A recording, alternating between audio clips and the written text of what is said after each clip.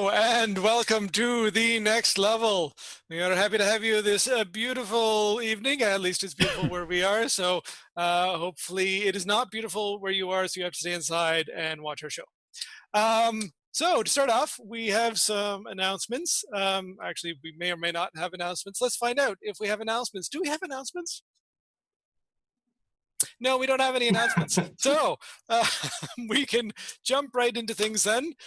So for a quick recap of what's happened so far, um, the group got together, went out into the Shadow Forest and defeated some big shadowy evil thing and decided, hey, this is really good. We want to keep doing this. So then they went back to the city that they came out of and all craziness broke loose. And they spent pretty much only one day doing a whole lot of things, including shopping and looking for family members and or friends, trying to save Jacob from being kidnapped, and generally having a rough day. However, they have escaped that. They've gotten out of the city. They have Morgan. They have the priceless stolen statue and are now safely, that hand's really bright, outside the city and sort of can have a moment, have a bit of a breather. And there was a bit of something that happened actually after the stream ended last time that I'm going to pick up on right now. But before we do that, let's get Jacob's start of session roll, which is an intelligence check.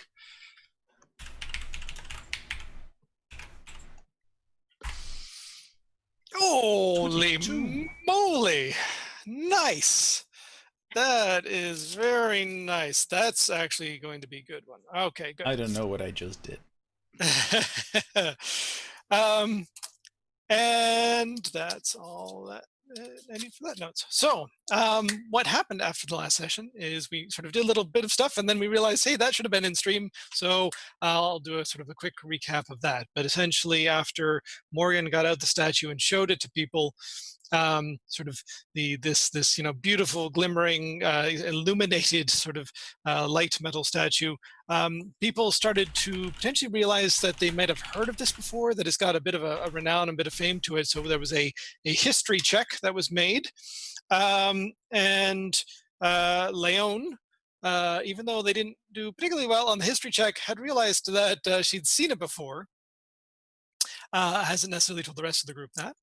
But the few people did do fairly well. Talon, Jacob, and Mint all got above a 15 when they rolled.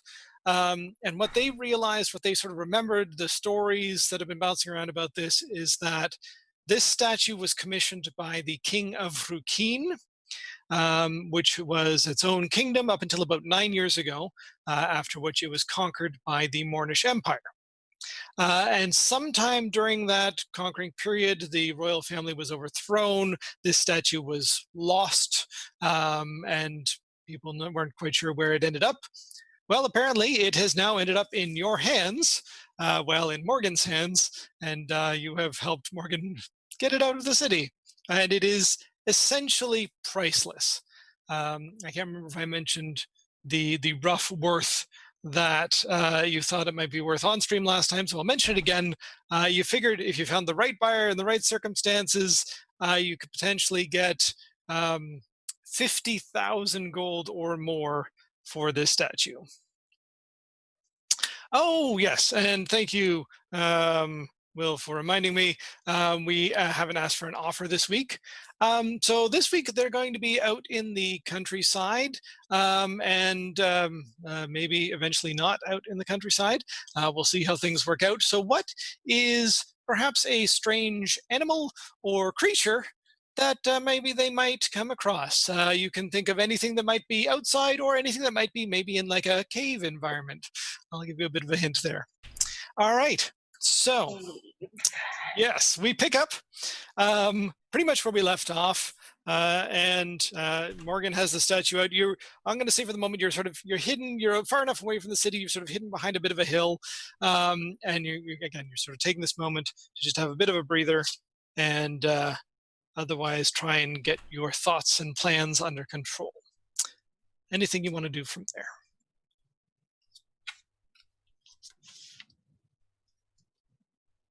Just reading over the chat, something came in. Oh, it's the owl. One of our viewers is wondering if Leon cast alarm on her purse yet today. Or perhaps on each individual coin.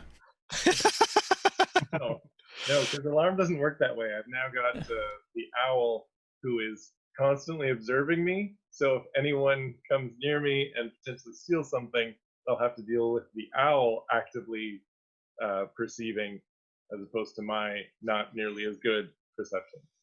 Yep. Yes, and I think we figured out its passive perception was something around like 18, something like that. Yeah. Yep. And it All has right. dark vision in like 120 feet, and it has advantage on perception checks. So Yeah. it's Yep, also going to take my watch. All right, so you take a moment. You are just sort of all. Most of you are exhausted. I've taken back a little bit of what I said last time in terms of who's got exhaustion. So just to recap that for this stream, currently Talon, Mint, and Jacob all have 1 level of exhaustion. And Torok, carry me. And this is how Torok gets exhaustion again. Yes. And you get maybe about like a half an hour or so of just sort of sitting here, a little bit of discussion around, what you're going to do next, where you might go, when you're interrupted.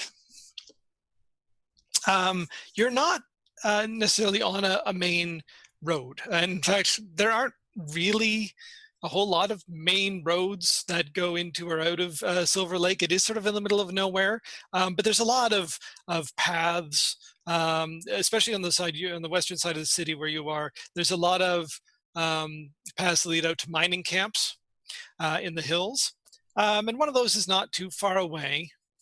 And what you hear, and everyone sort of picks it up relatively quickly, is the sound of a galloping horse that is approaching not from the city, but heading toward the city down one of these paths that you're not that far away from. The last time we were on a path and we heard a galloping horse, it wasn't fun. That's true. First things first, make sure that the statue's out of sight. Yep. And are there trees or large shrubs or anything? These are sort of scrub hills. There's a few trees. We'll say that you picked a spot where like it wouldn't be too hard to hide. There's maybe a couple trees and a couple sort of bushes around if you wanted to. Yeah. So if we don't actively hide, they will see us. Yeah. I think the people who really need to be hidden would be Morgan and their friend. Yeah. I'm blanking on the half-orc's name. But Brato. Just to make sure that if this person goes back and gets asked any questions, if they saw anybody outside the city, that they don't see those two. Mm-hmm. Yep. Talon is keen on hiding as well. Yep. So you're anybody? Hide? You're huge. Talon's Find gonna a tall tree. The tall Yep. tree that Leon is going to go and climb up. So anybody who wants to hide can make a stealth check. I'm not even going to bother. No, Gildy's also not going to bother hiding. All right, stealth check at disadvantage. Woohoo! I'm exhausted. It seems like a good idea not to expend effort hiding. You can just be passed out drunk on the ground. Nobody pays attention to passed out drunk on the ground. Morgan blends in with the background as if they were never there. Brato is hiding behind a rock that is 2 sizes too small. Brato is actually only 3 feet tall currently. Brato is still hiding behind a rock that is too small. Torok will sit in front of Brato. That works. I'm sorry if I missed it. How long since we left the city is this? It's probably been. It probably took you. Like I'm assuming you came a little ways out of the city, so you probably traveled for maybe about a half an hour or so outside the city, and then stopped, and it's been about a half an hour since then. So it is still like late morning-ish, considering you did a little shopping, you put the plan together, you got out of the city, and now you're in the hills. So has it been half an hour since we left the city, or an hour? It's been an hour. Okay, then Brato is not small anymore. All right. Brato hid behind a rock that was perfectly sized for him, and then the potion wore off. That sounds good. That's interesting. Yeah. So the rest of you, there's a rider that comes into view. The horse, even before it sort of comes into view, you can hear it sort of galloping and then slowing and then slowing. And it sort of comes into view just at sort of a walk. And I mean, you're a little ways off the road, but you're not too far. You can clearly see this horse has been ridden hard. The rider does not look well at all. They're sort of leaning over the front of the horse. And even as you watch, the horse sort of slightly drifts off the path in your direction. The rider just falls off. So Turok has animal handling, and he would rush to stabilize the horse. All right. Give me a roll.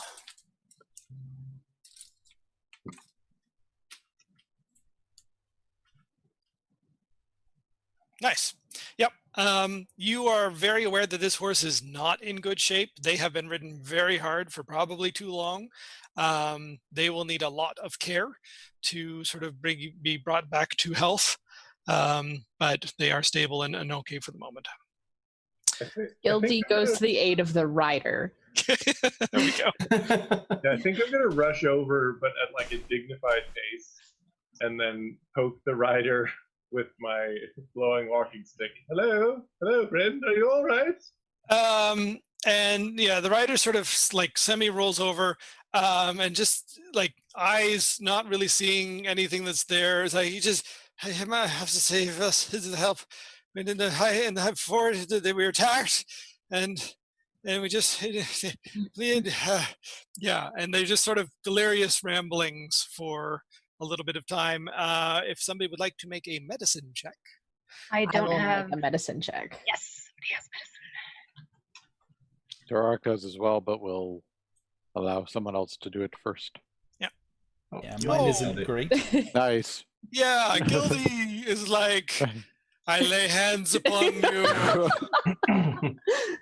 I kind of figure Gildy slaps him. Like, She oh, Gildy has the healing back of hand. It's like the Yes. healing rock, only much more motherly. Exactly. and they'll sort of come out of their delirium for a second. They focus on you, Gildy. And it's like, please, you must save us. I'm from High Fort. We were attacked. We were overrun. We need help. Please. Who attacked High Fort? Give me a bit of a persuasion check if you're there. Something to sort of bring this person down. That they seem like they're out from their sort of delirious state, but they're still sort of agitated. They're still not handling reality well at the moment. I'm going to try gently at first, and if that doesn't work, I'm going to go in with intimidation because they get a bonus. Yeah. I know that'll help things. I'm gonna, Total is 7 on persuasion. All right. They sort of look over at you, and you what? Sorry, who are you? Where am I? here, this will help. I go and pour a pint out of my jug and hand it over. Have a sip of No, we beer, need sir. him lucid, not drunk. So I go at him again. Right. This time. Actually, I no, roll- even just a little bit of liquid, and he's like, "Oh, thank you." I'll see. Beer fixes everything. He's going to become drunk really quickly because he hasn't eaten anything in a long time. But at least now he's sort of a little more hydrated. can I make a and- check to know where High Fort is and anything about it? We'll get to that in a sec. So, Sure. so I come from a village. It's up high in the hills. It's called High Fort. We were overrun by bandits. Though they seemed far too organized to be bandits, and that they had sort of a uniform like thing that they were wearing. Some did, but some didn't. And there was just too many of them. We're well fortified. I mean, this is a village, but they had a lot of people, and we're not set for something like that. And we knew the fort wouldn't hold, so I was sent to fetch help. When I left, the fort was still standing, but it's been half a day, and I don't know if they could have held. Please, will you help us? You can make a history check to figure out if you know anything about High Fort. Hooray! I'd like to do that. I get a +4. People with amnesia should be able to remember things. Possibly not. All right. Leon, you've definitely heard of this place.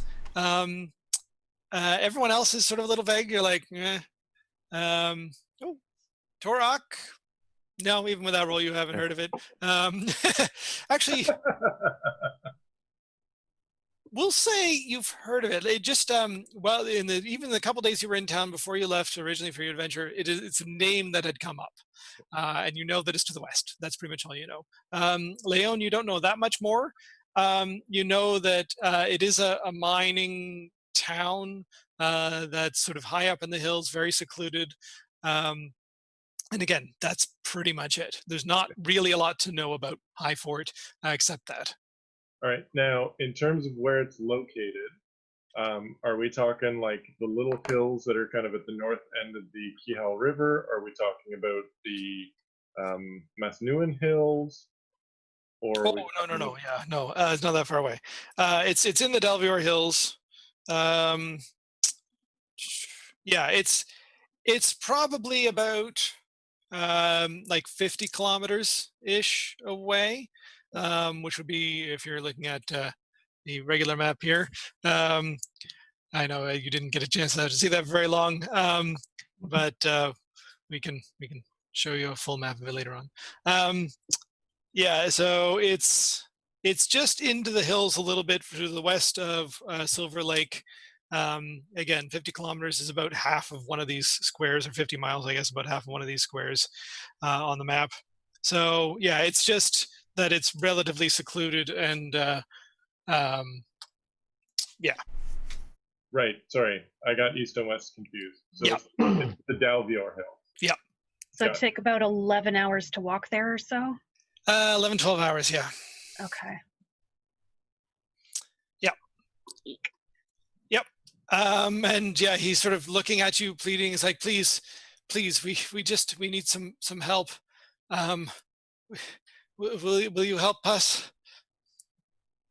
Well, you said that there's a bunch of bandits more than what you had at the fort. It sounds like you need a larger group than just us. Yes, Who and are you? I can keep going and try and recruit more, but please, you're the first people I've come across that at least seem vaguely willing to help. I've passed a couple of villages, but they were just villagers, and they didn't know what to do. And please, if there's anything you can do. I think we're more than a match for bandits, even ones that seem organized. And a village is certainly worth saving. I say we do it. I pretty much just go wherever Torok goes. I have my own pint of beer and I cheers the poor fellow. We're in. Alan's still poorly hiding, so Yeah. A thumbs up from behind the tree. It's like, oh, thank you. I mean, it's a long ways, especially if you don't have horses. Yeah, it's a long trek. I mean, I hate to ask it of you, but I mean, if you could make it with all haste. I don't know what state they'd be in still. They might have held. We have some fortifications, but they're not. Despite the name of the town, it's only wooden walls. Probably someplace where we could get horses, speed us up. Okay, I guess we're doing this. All in favor? No. All right, I will look into getting us horses. When the GM votes yes. Well, that was the guy. He really wanted you to go. Yeah, he's pretty much voluntold us. Yeah. With no authority except he needs help. Yeah. Gildy will go with Mint to get the horses because Gildy probably knows a good place to do that. You definitely know places inside the city. Yeah. You know that there are there are farms outside the city where horses would be, but most of the places that would actually sort of sell them or otherwise sort of rent out horses, that sort of thing, are actually in or near the city. Are you going to go back that way, or are you going to try and maybe go a little further, try and come to a village, find a farm, that sort of thing? What like how far have we gone outside of the city? Your probably movement is how much in an hour? 1 sec. Movement. And Gildy, you move slower than I do, right? That is true. 4 miles an hour. You're probably a couple miles outside the city at the moment. Jacob, you had the ability to kind of fly a bit the other day. How high could you go? Can you spy perhaps a good direction, or? Yeah, that was a potion, and I've already drank it. I won't get another till tomorrow. It is tomorrow, by the way. Well, in sorry, case you- I have to do it after a long rest. Ah, okay. I thought you said lie. But I could probably fly. I'm a little exhausted, but I could try. Jump from a tree. Oh, that seems like a bad idea. There is an owl in the group now. I don't know if that's... That's true. I always That's a forget good point. everything. This is the only game that I forget everything I can do. And it's the one where my character has an amazing memory. Like, what is going on? Yeah, if you send the owl up to take a look around, it probably sees essentially, in terms of what it can communicate back to you, like a farm with a decent amount of wildlife, sort of a little north and west of where you are now. So Ronald they has have land detected animals. a farm with wildlife, which sounds promising. That would probably be better than trying to get horses in the city, because if the Mhm. city is trying to send out any people of their own, they're going to need the horses that are there. Hmm. So Yeah. All right. And yes, the fellow was like, so do you want me to come with you to this place again, you're I going? still feel like we're too small in number. It may be better okay. for you to go onward into the town and Alright. see if they can muster up any other help. All right. Do I know exactly? So I know about the town. Do I Yep. know how to get there? Yeah, he will sort of direct you. He was like, if you follow this path, there's a fork, maybe about 15 miles up the road. There should be a sign that says High Fort at that point. And if you just keep following that, you should get there. All right. Thank you. You might Alright. want to rest for a moment before carrying on. What was that? You might want to rest for a Oh, moment before. It's like carrying I'm feeling a little bit better. I can walk, and we can walk with the horse, and I'll get to the town when I can. I'm not far away from it now, right? I thought I saw something in the distance. Yep. Yeah. Okay. All right. All right. Yes, I'll keep walking. I'll see if I can find some more help. But yes, thank you so much. If you can and get on ahead and maybe get there a little bit quicker, that would be great. I Do- also do give we need him more one of help? my. Do we need more help? Could it just be us? Maybe he wants to come with us. Oh. I He's- know what you're thinking. You want to just have fewer people to split the spoils amongst. No.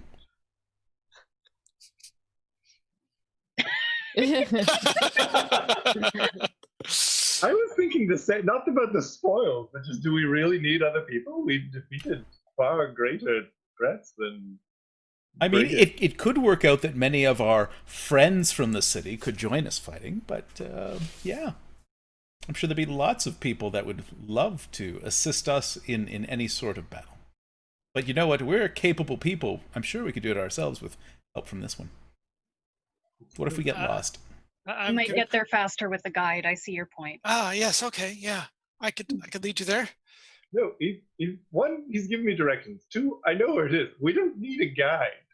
You're welcome to come, and I would love it if you came with us, but we don't need a guide. All right. Well, maybe I'll go with you to this farm, and Okay. and I can tell someone else, and maybe they can run in to the town and get more help. Sure. All right.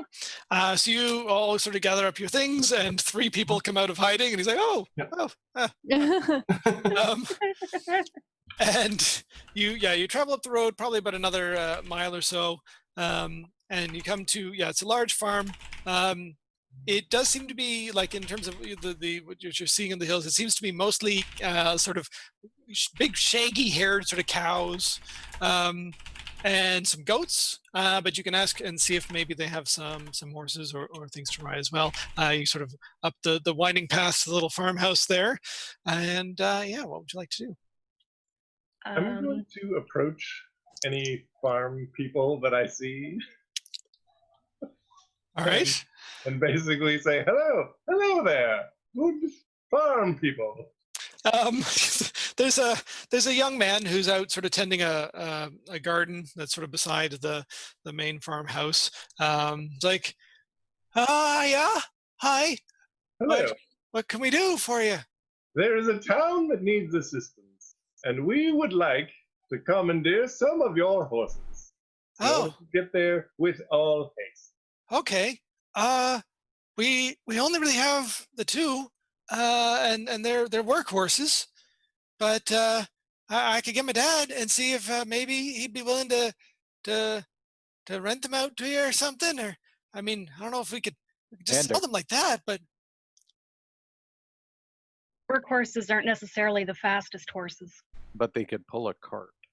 They could pull a cart. yep. That might work better in our favor. All right, so let's talk to the farmer. All right, he goes and grabs the farmer, sort of a middle-aged man, definitely sort of a decent amount of gray in his hair, and comes out and good, farm stock, broad build, and yeah, he's like, I hear you might be willing to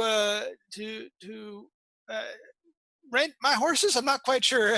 Uh, Jose was a little unclear on the details. Well, we were Actually, hoping. Turok also wants to look him over and see if he might have been ex-military or has been seen combat before. Give me an insight check. He's got perception. I don't insight. I do not have bonus on that. Okay, 1d20. There you go. You figure, taking a look at this guy, he's probably seen a little bit of conflict, but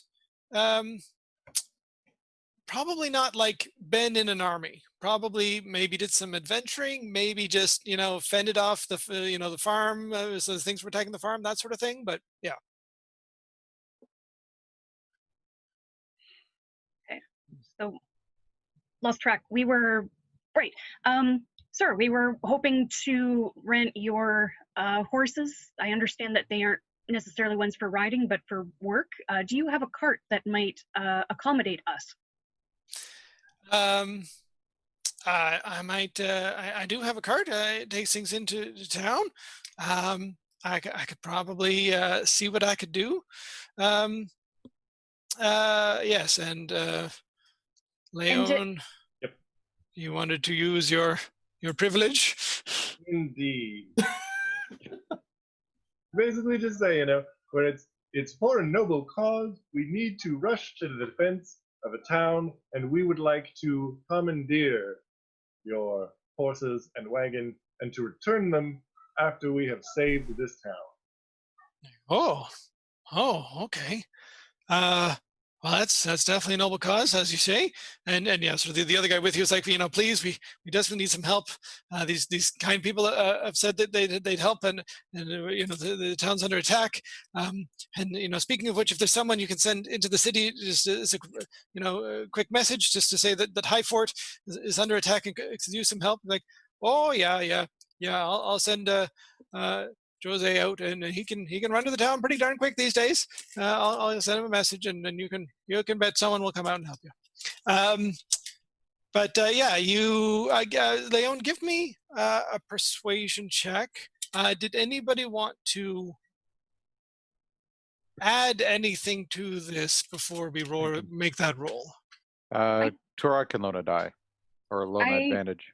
I don't want to help with the persuasion. I want to observe what is the condition of the farm at this point. Does it look like they're having a good year? Things look pretty good for the farm, yeah. I'm going to cast guidance on Leon. Okay. Ooh. Okay. So at this point, then I have advantage and an The addition. D4, yeah. All right.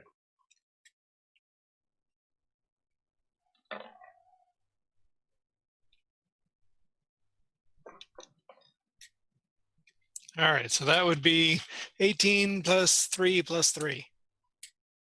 24. All right, yeah. So the fellow was like, "Yeah, you know what? Seems like a noble cause, as you say, and you definitely seem like trustworthy folk." Definitely, sort of speaking directly to Leon at that point.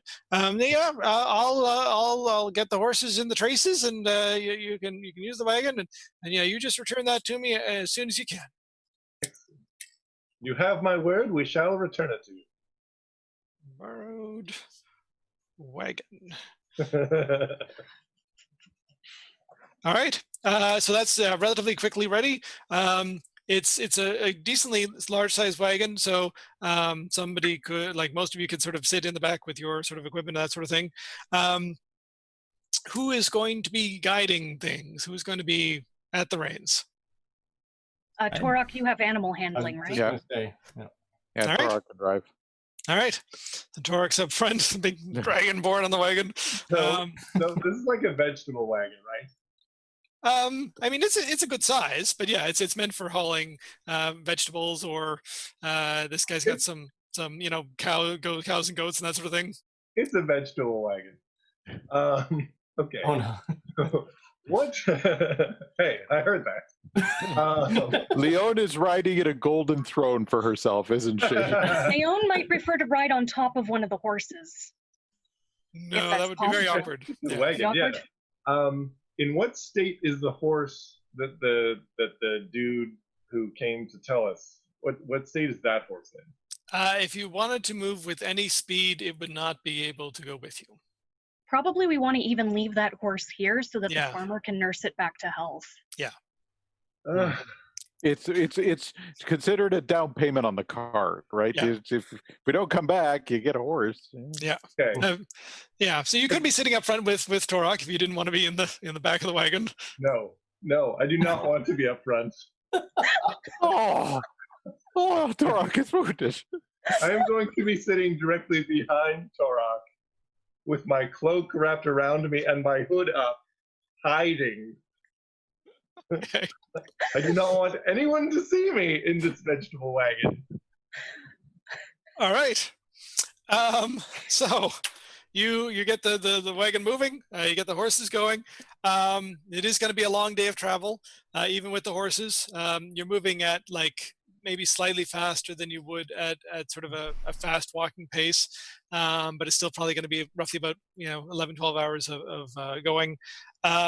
So Just for fun, yeah. I'm going to take a piece off my little Rubik's Cube. And while Leon is kind of huddled over, I'm going to change it because I'm a little drunk and tired at this point. So I'm going to spell out her name with 2 arrows on each side pointing that as we're going along, just over and behind her. All right. That's awesome.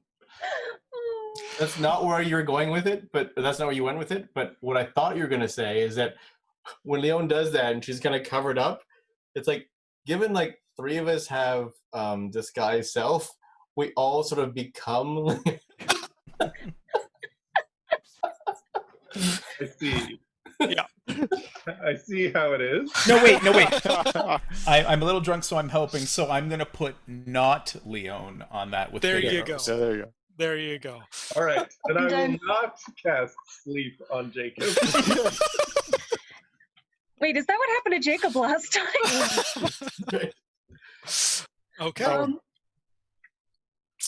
Is Leon's familiar still hovering above head, even though Leon is hiding?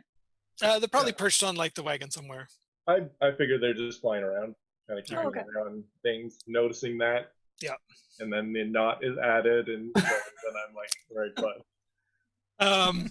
So you travel down the road. You get to the fork. That's there is a sign that says High Fort, and you go off that that way. That sort of roughly 12 to 15 mile stretch. There was a couple sort of small, not even really villages, but sort of mining camps that you passed along the way as you sort of get up higher into the hills.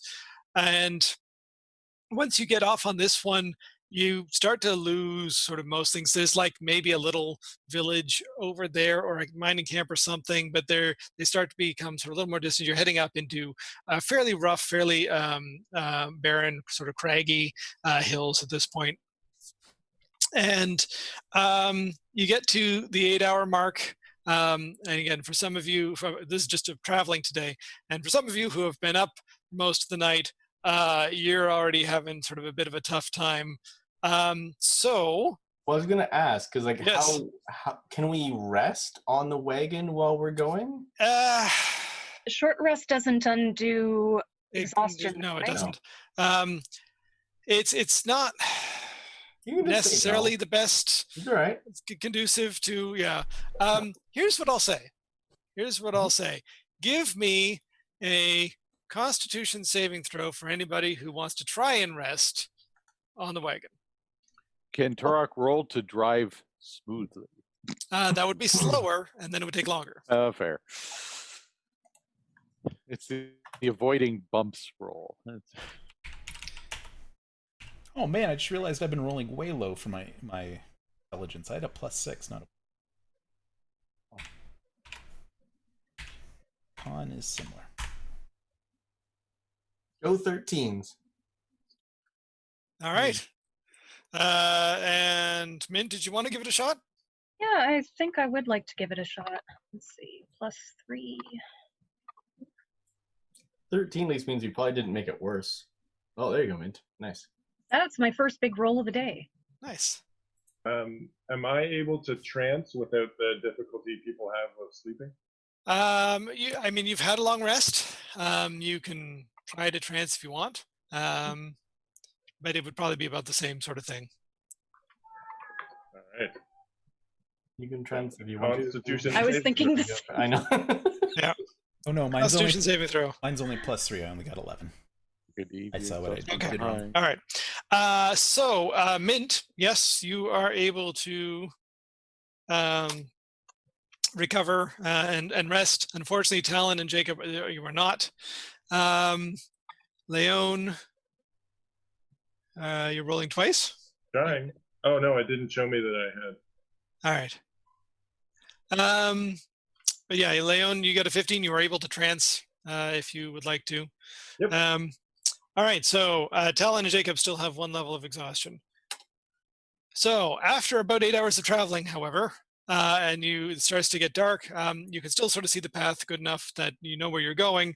But just traveling and sort of remaining alert and sort of otherwise does require that people make Constitution saving throws to not get more exhaustion.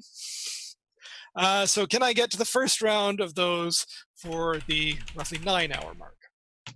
And this is a Constitution saving throw. Correct. Excellent. So I already made a second roll. If I use that. Uh-oh. Yeah. So okay. So Jacob. It also says it requires food and drink, so I'm going to eat the day's rations then as well. All right. Yeah. And so who we miss? Gildy, Mint, and Torok. Can't believe how well I'm doing considering my con save. Yeah. No, thanks, it. Gildy's good.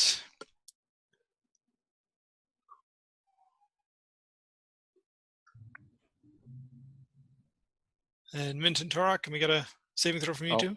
Oh, Because okay. we're riding through the day. Constitution, right? 10. That is just good enough. Okay. Come on. Sorry, Jacob. Oh, it's okay. I'm about to get a lot more fun. That's Yes. totally 2 levels of exhaustion. Okay, so disadvantage on ability checks, and my speed is now halved. Yep. Turok Torok's got fine. 14. Yeah. All right. Again, it's evening. It's starting to get a little bit darker. You get about 10 hours into your trek for the day. We need another round of saving throws. Yeah, exactly. Just like Will is yawning. Exactly. Oh, nice. I'm on my second wind. Oh no. Gildy. No. I'm good. All right. Oh, Gildy. Turok's good. Gildy, I think, is the only one that failed that round. Okay, this is not bad. And you get into your 11th hour. Still not quite there yet. Even as the sun is setting to the west, though, you can start to see smoke in the distant horizon, somewhere up ahead of you, sort of rising up, and it's sort of a hazy, diffused smoke. So with the 11th hour, we need another round. My fail from the last one means I have a level of exhaustion. Oh, Yes, and I'm keeping track of sort of how many people have.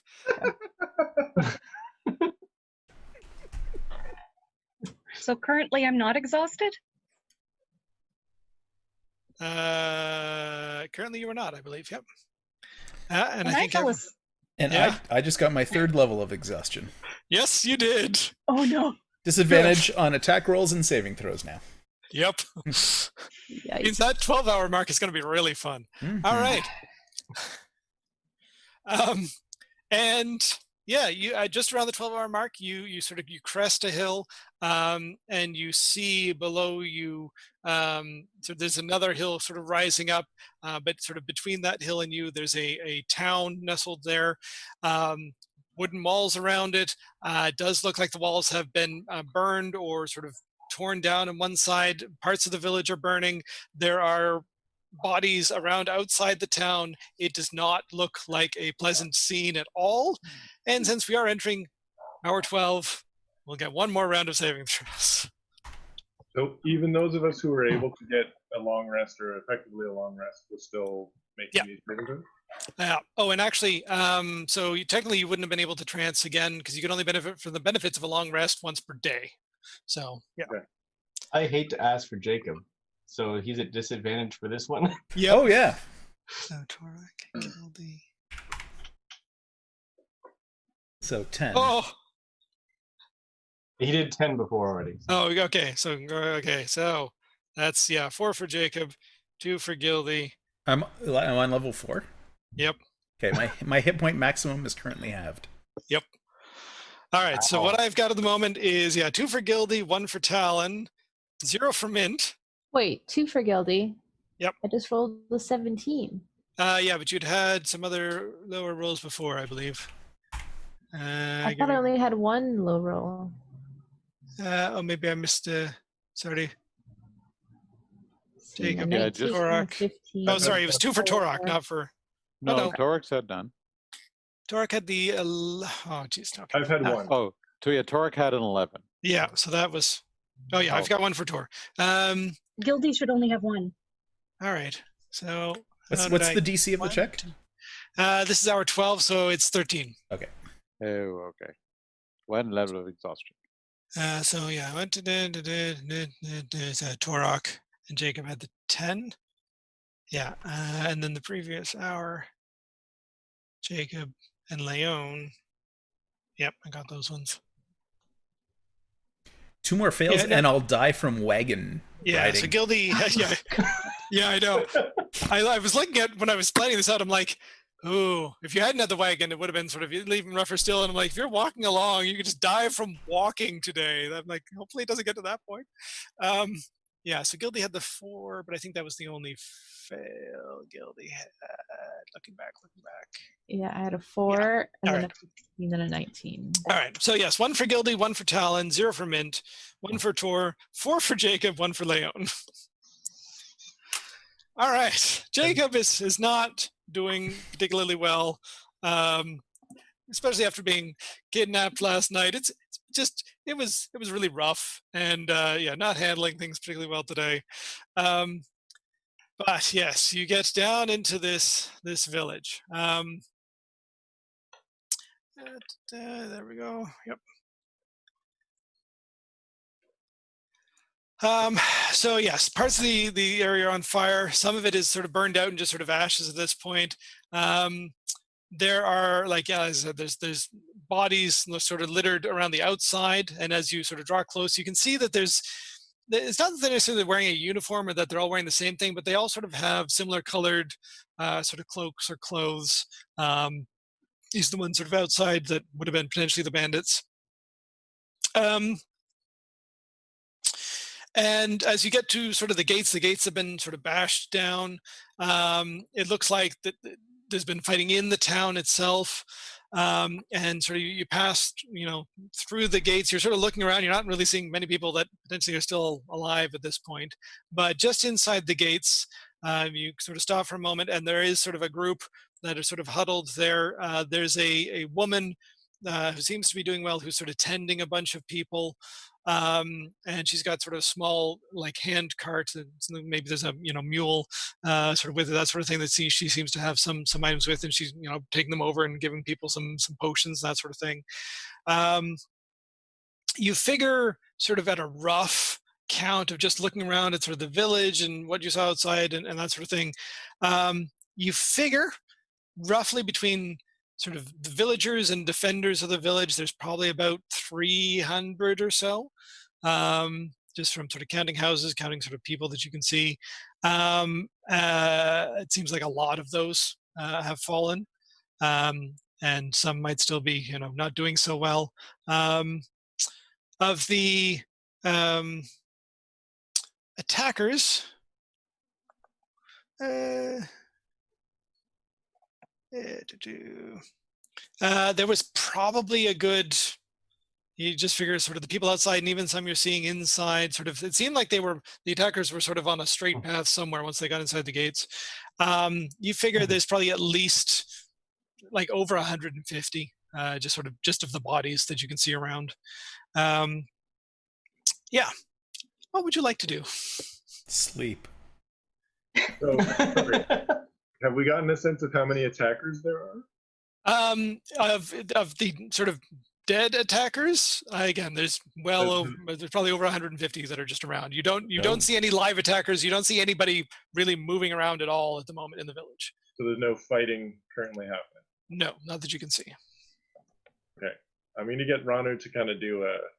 Yep. Like a... Yep. And they report back that it's destruction. People aren't moving. Okay. So no sign of actual attackers. Not at this point. It's I want to possible go they're and talk to whoever's closest, who seems the most, and just kind of ask like what happened. All right. So again, there's one woman who definitely seems to be much in sort of much better condition than a lot of people here. She doesn't, if she has sort of any sort of blood or grime on her, it seems like it's just been sort of transferred from sort of helping other people. And you go over and sort of say hello or otherwise introduce yourself, and she sort of starts a little bit. It's like, oh, it's you have you just arrived? Yes. Well, thank you. There's many here that could use some help. Do you have any healers in your group? Well, actually, never mind that. There are people in the mines, I think.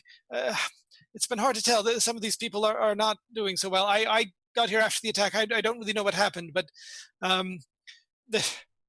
there's the sense that I get, and sort of there's a middle-aged sort of man that he's sort of been tending, and seems to have some bandages on him, and he sort of wakes up a little bit. It's like, so it's okay. I can explain what happened here. She's like, thank you. If you excuse me, I need to tend to who I can. And she sort of runs off to sort of again tend to some of the wounded people around. She doesn't necessarily seem to be caring what color they're wearing, whether they were attacker or not. She just seems to be sort of trying to help if she can. And yeah, you get to sort of this guy with bandages on, and he looks like he's had a rough day as well. Like, here, are you here to help? We sent, and he sort of looks up. It's like, oh good, Davos is back. Yes, you've come to help us. That's good. We were attacked. They broke through the gates. Those that are still alive probably went down into the mines, and he sort of points down, pretty much sort of straight down the main road, sort of thing. And as I said, there was sort of a hill rising up behind the town. It looks like the road just sort of runs directly into that hill. We must stop these fiends. I don't know who they are or where they come from, but they can't be allowed to get their hands on. And yeah, you definitely get the sense that at that point he sort of doesn't necessarily want to go on. Feels like maybe he said a little bit too much.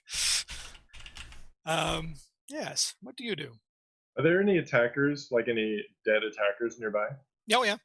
I'm gonna go examine one of them because All right. they've been mentioning that they're like in some kind of uniform or something. Yep. So, Yep. Give me a investigation check. all right, and it's a disadvantage because I'm tired. Yep. Oh. Hold on. All right. Nice. Wow. All right. You're tired, but yeah, you're quite alert in this moment. You like this, all the danger around you. You've got to really sort of prep for things. And you take a look at this fellow. Couple things you notice right away. Number one, there were people that were sort of wearing these colors. Again, it's not really a uniform, but sort of there's a bit of a. One of them has sort of an insignia, sort of stitched patchwork onto his cloak, and it's sort of this.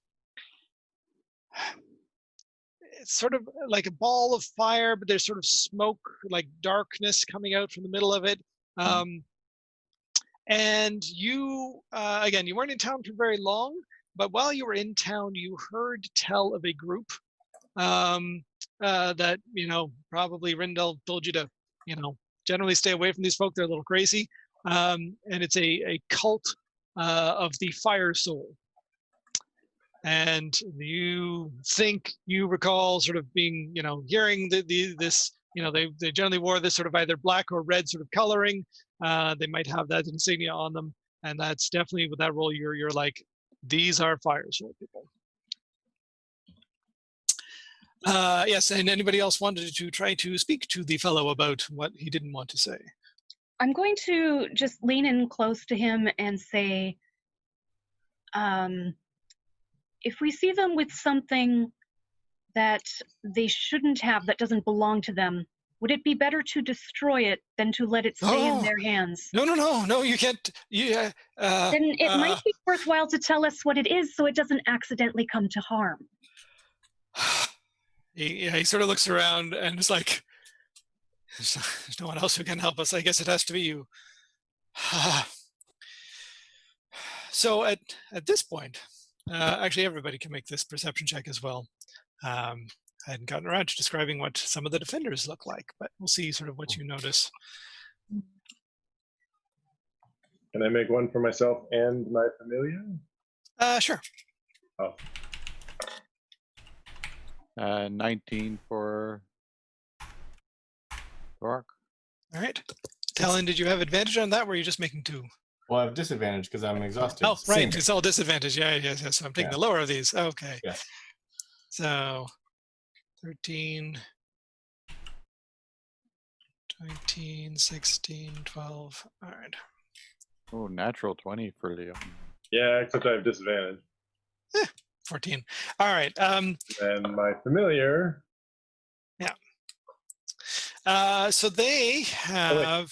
Sorry, my familiar has advantage. Yes. There we go. Where is it? The defenders. And you notice it sort of, I guess, as this guy sort of, reaches for his shield and sort of brings it over and points at it. And you're now noticing that sort of what's on the shield is actually on sort of a lot of their stuff. So their crest is a red 5-sided gem that's sort of, two smaller sides, and then one, sort of small bottom, two, and then sort of two sort of tall pointy sides. So it's like a stretched out pentagon. And it's on a field of white. So a red gem on a field of white. And this sort of seems to be sort of the common thing around that you see wearing on their cloaks, some on the shields, that sort of thing. Yeah. And the other thing you notice about the defenders is that they're all sorts. This was a strange mix of people. There's humans, dwarves, kobolds, goblins, hobgoblins, all sort of wearing the same sort of crest. It's like, okay, so I'm gonna pour him a drink and have one with him. Nice. You are, especially being exhausted, you're getting nice and tipsy. He sort of drinks that down. He's like, oh, thank you, friend. We are the protectors of the life stone. You can all make rolls in a second about that, but Talon, you have heard of this before. Okay. I'll get to that in a sec. Yep. We had tried to keep it secret, mostly as a way of protecting it. We've been sort of up here in these hills for a long time, but I guess somebody found out we were here, and these people came after it. In order to keep it secret, we didn't have a lot of forces here to defend it. We thought what we had would be good enough for any small band of bandits or ruffians that might have come around. But these folk were well prepared, very organized, and they overran us. It is a gem is a beautiful sort of stone that you'll see. It is good size. It's probably about a foot tall or so. It glows with sort of an inner red light, and it is very powerful, and we cannot let anybody get their hands on it. Or yes, it just especially these folk. I don't trust what they'd be willing to do with it. Okay. So time is of the essence, and I'm guessing that the stone is in the mines? It is. We use these are active mines, but we've kept it in the deepest part of the mines, just as a safekeeping as well. So we could go in the mines, or we could ask if they have any comfy beds. Oh, at that point, actually, the woman comes rushing over, and sort of, it's like, are you going to go in? Are you going to help these folk? If so, I might have some things that might be able to help you. It seems we are. Is that to Jacob or to all of us? That's pretty much to all of you, but she sort of hears Jacob sort of, thing for a bed and sort of comes over and like takes a look at him like, you're not doing very well. I think you're just about ripe to fall down, aren't you? I might have something to help you. Sure. More beer? All right. So she rushes back over to her cart and brings over a couple of things. So she's got sort of actually she probably just brings her cart sort of a little bit closer, or brings you to her cart. She's like, well, these are some potions that I've mixed. I'm not really a true sort of healer, but I can make some things. And she pulls out these sort of small vials filled with this nice, pleasant blue liquid. And sort of hands ones to Jacob and says, to take a sip from this and see if you feel better. I love drinking. He just slams it back without even thinking. Yep. So you do that, and you sort of your head clears up a little bit. You feel a little bit more rejuvenated, a little bit more hardy, and you now only have 3 levels of exhaustion. Hooray! And she's got I've got 4 more of those, if you'd like, and I've got some other sort of potions as well. If you're going to go down into the mines, then maybe you could use them. That would be wonderful. Thank you. All right, so here's what you have at your disposal. You have 4 potions of stamina. They remove 1 level of exhaustion. I will let you distribute those as you like. You have 2 healing potions. These are just regular healing potions. 1 potion of lesser restoration. And a sort of a jar bottle sort of thing with 20 good berries in it. Berries. Yep. So that is what she is able to provide you. She's like, I've helped most of the people here who are still alive. I unfortunately have used up a lot of my reserves. This is all I have left. But if you're going to go down and fight these horrible people, then perhaps you could use these. Thank you. We appreciate it. All right. Somebody made note of all those things. Yeah, I wrote All it right. down. Jacob. Yes. My apologies. I meant to do this while we were on the road. But we'll say you sort of take a moment just to rest and maybe have sort of, if you've been given leeway to have another one of these potions. And I would sort of love another one of these potions if that's okay. Again, there's 4, so however you want to distribute them, give that a shot. Yeah, but you sort of sit down and sort of have at least a moment of rest, and during that moment, you have this vision that comes to you. And the vision that comes to you, maybe because of what's been happening today, is you and your sort of master, you get a clear sort of image of this older white-haired gnome that you feel is sort of the strange familiarity with, and sort of you know him, but you don't really know him. And he and you are running. He's got a cart and some horses, and you're sort of moving very fast. You're looking behind you. You get the sense there's people chasing you, and you get to sort of a certain spot, and he's like, "Look, I don't know if we can run them anymore. You just need to go run and hide. You go hide, and I'll see if I can take care of these folk." And he sort of points over to a set of familiar-looking ruins and says, "You just go hide in there, and maybe you'll be okay." And yeah, you sort of in this sort of image, this memory, you sort of hop down off the cart and start running away. And there's suddenly a person next to you, a half-elf woman, who sort of looks very concerned for you. Is like, "I wish I could have done more. I know I should be helping out, but there's still not really much I can do with only you believing in me at this point. So yes, hopefully we can hide and get away from these folks, and then maybe we'll see what happens after that." Do I recognize the person as Mirdu? Mridu. Yes, only the last vision you had of her, she was a girl. Okay. You and her were both girls. Now she is pretty much your age. Sort of, you have aged similarly, but is definitely sort of her similar features. Yep. Okay. And yeah, you sort of go and find that spot in the ruins that you were very familiar with, and that's where the vision ends. Cool. Yeah. All right. Sorry. So, one question. For the 4 potions, was that after the first one I was given, or 4 total? There were 5 total. You've already drunk one. There's 4 left. You could have another one that would get rid of the disadvantage on all attack rolls. Yeah. Yeah, Gildy would advocate for Jacob having another one of the potions. Everyone wants me to drink. Best day ever. All right, and 3 left. How do you want to allocate those ones? So how many levels of exhaustion do you still have, Jacob? 2? I have 2. Okay, so I have 1, you have 2. Everyone put their fingers up for how many they have right now. Okay, so Jacob should definitely take at least 1 more. Yep. Mm-hmm. There's 2 left. We have 2 potions left. So then, between the rest of us... Since my contribution to the group is primarily intellectual, I would suggest that I should take a potion so that I'm at full capacity. Callan is fine. Gildy's like, yep, that makes sense. Yep. All right, 1 left. Who wants it?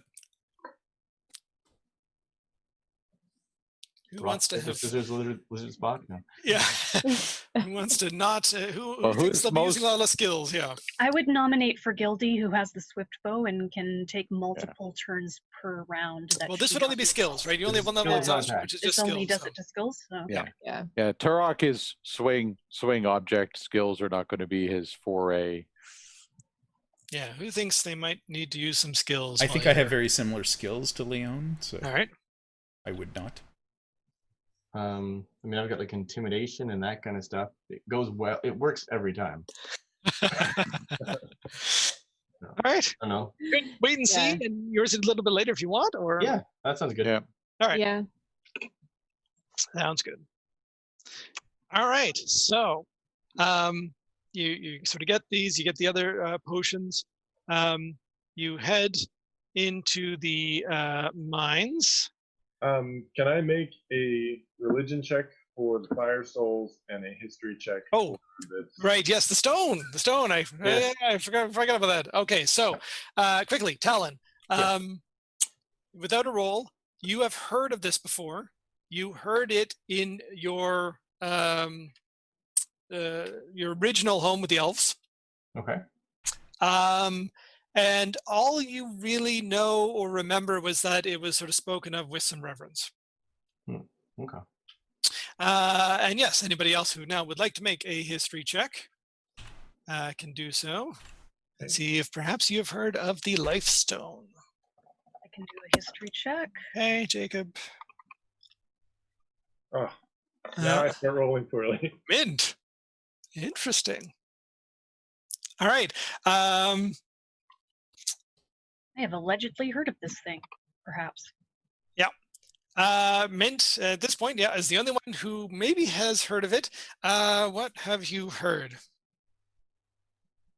You heard your grandmother talk about this something like this, and maybe it was the same name with a certain amount of fairy tale sort of mythos of a stone that could sort of bring people back from the dead, that could sort of perform miracles that of various sorts. And you think maybe like it's mostly the description of sort of the color and the shape of it that think maybe sort of maybe lines up a little bit. The names aren't quite the same. I think something like that might have maybe been this life stone. Mhm. With the description also that it's very powerful, it may not do that exactly, but yeah. Yep. All right. Anything else you want to do before you head down to the mines? Yeah, can I make a religion check about the fire soul? Oh, yeah. Go ahead.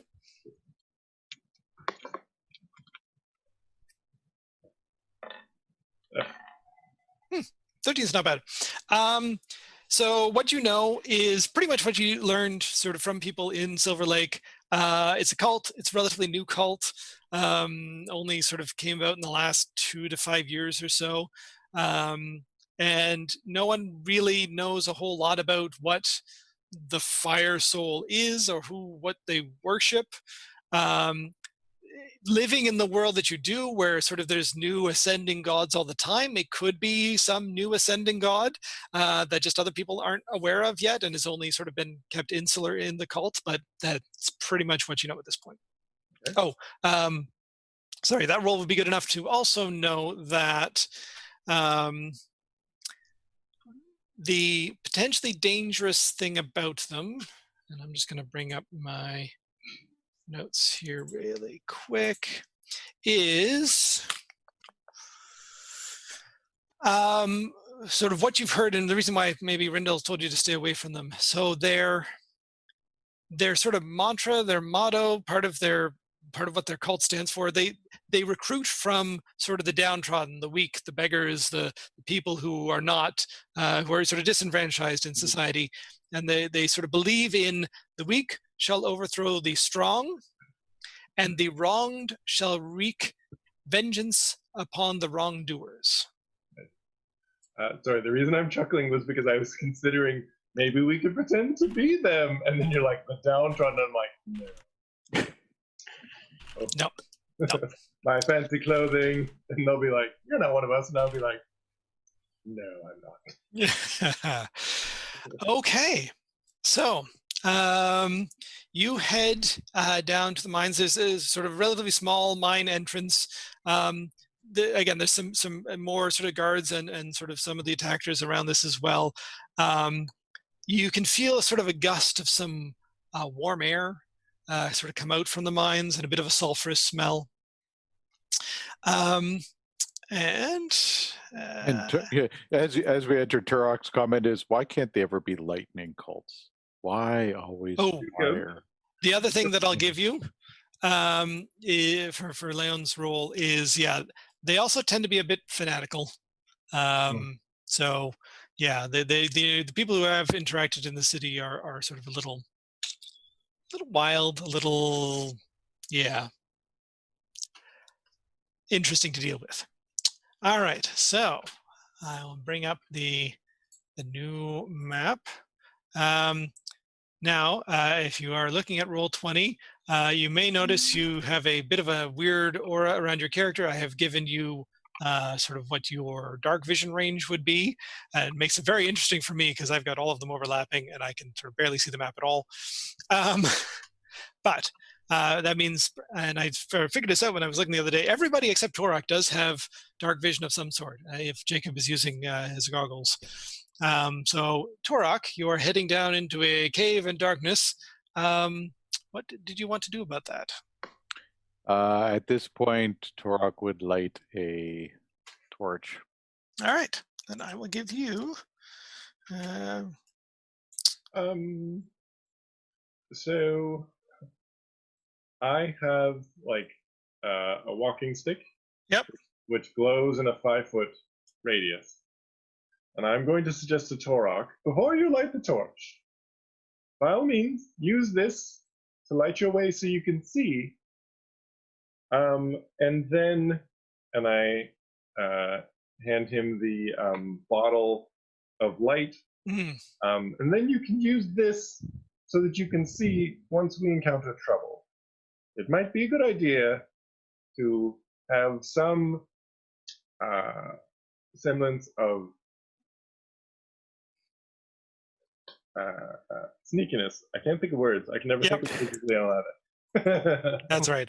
All right. So I will assume then, for your radius purposes, I will give you the light spell, which is what the liquid light gives you, which I believe is 20 feet of bright, 20 feet of dim. So you should now have a bit of an aura around you as well. I am not seeing the map on Roll20. Oh, did I not? I moved myself to it. I didn't move you to it. There we go. Yay! All right. Now, what is your marching order? How are you arriving in the caves? I've always wanted to be a ray of sunshine. Yes. Who's going first? Turok. Are you activating the light, or do you want to use the rod for a bit? Or does someone else who has dark vision want to go first? Yeah. Yeah, I've got dark vision as well. All right. So Talon, you're first? Sure. Okay. I can go second. All right. So I'm going to sort of slowly line you up. Turok will go behind. Oh. All right. I'll be somewhere in the middle. Yeah. So, sorry. Okay. So yeah. And then is Gildy going to bring up the rear? Is that the idea? Sure. Yep. All right. There we go. So we got you sneaking around there. All right. So we'll take a break in just a sec, but we'll sort of introduce the initial caves. Talon, you get to sort of where the cave opens out into a much sort of larger cavern. Warm, sulfurous air is wafting up at you. You can even see sort of the immediate thing you see sort of right outside. There's a bit of a ledge, but then there's sort of some wood bridges. That's tip off from there, and there's a chasm down below that, and a bit of a reddish glow coming up from way down there somewhere. Sort of the sulfurous smell. Rob. Yep. Ranu has 120 feet of dark vision as an owl. Do you share that? No, but when I'm within 100 feet, Ranu can tell me, can telepathically tell me anything. So just Ranu is able to see 120 feet in darkness. All right. I'll try and keep that in mind. You can hear, Talon, sort of as you're the first one, you can hear the sounds of combat sort of echoing from somewhere, probably much deeper in these mines. It's still pretty dark in here, even with sort of that very faint reddish glow. So yeah, you've got 60 feet of dark vision. You can see sort of straight ahead. There's sort of the bridges over this chasm, and if you sort of peek out a little bit, you can see to the right. There's potentially a larger room, sort of over a couple more bridges, sort of in that direction. There does seem to be like bodies around. There was a fight here, and give me a perception check.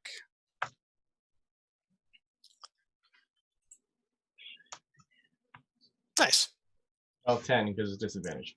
All right, not so nice.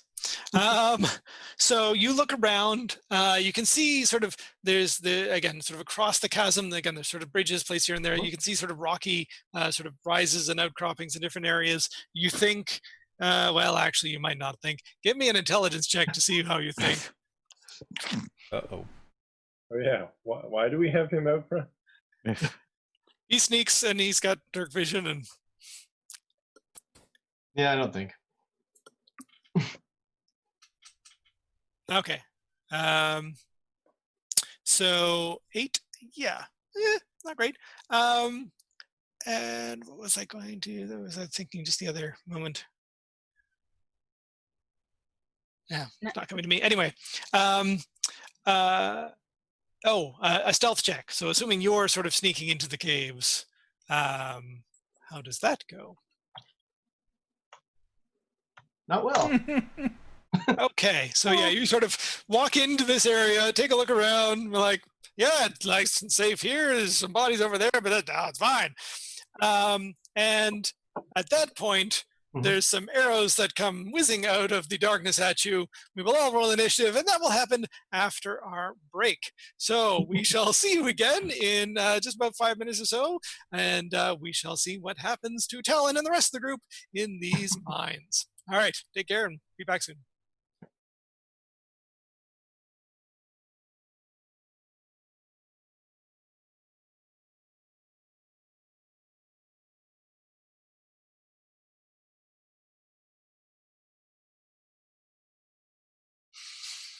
Hello and welcome back to the next level. We are just about to head into some hopefully interesting, exciting combat, so we'll get right to that. And we did have a bunch of fun suggestions. I'm going to use one of those, and that's going to make things even more interesting. So, Thanks, Talon. viewers. Actually, everybody, roll initiative. Yay, initiative. I'm going to see if I can get my disadvantage macro working. What? I've never gone so fast. All right, so you got 8, you got a 19. Is that a 19 or a 20? Just If it's mint, it's a 19. Leon was 22. Yes. Yeah. I've never gone that fast, ever. Mint is a 19. And then that second roll was for Ranu. Okay. This familiar goes separately. Okay. Jacob, Rob, was that just a / roll and then you did that formula? I'll post it in our other chat with the Yeah, disadvantage mine was. doesn't seem to be working. Yeah, weird. Rob Card. Yes. My initiative should be a +7, not a +6, so just +1 to that. So 14. Okay, so 14. Okay. All right. So yeah, just to collect everything. So 20 and above, I think, is Leon. Wow. Oh, I thought that was 2 19s. Nope. All right. So Leon has a 22. 15 to 20 would be. Oh, wait, 15 to 20 is 19. Mint. That's me. Yep. Yep. All right. It is 19.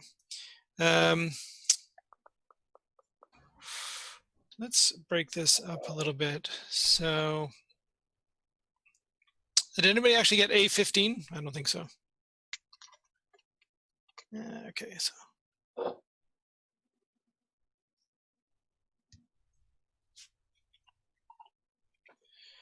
But Gildy got a 14. Gildy, give me just a random d20 roll.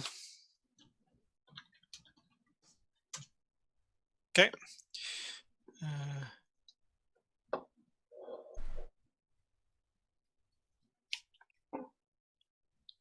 Then yeah, 10 to 14. I think I'm seeing only one of them here. Oh no, that's an extra 10 one. to 14, never mind. Yeah, anyone 10 to 14? No. 5 to 10? Yep. Yes. Then Jacob's 8. 10. Jacob's 10. Talon's 8. 1, 2, 3, 4, 5. Who am I missing? Torok? Torok, 4. All right, so 5 is Ranu. The Ranu goes before Torok. Tor is 4. All right, so luckily though, Leon and Mint have no clue what's going on at the moment. So this is a bit of a surprise round for them, and they won't otherwise be able to act, which means it's straight to the cultists.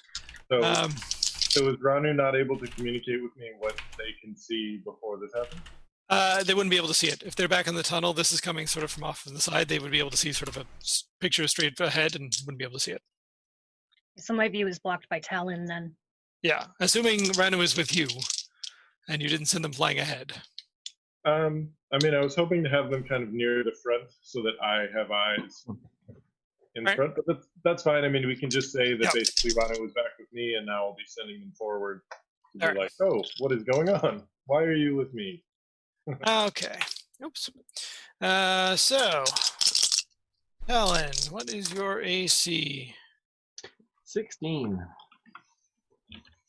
All right, so that is 2 hits.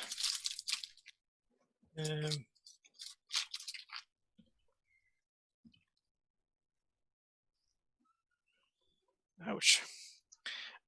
For these are missiles coming in at you.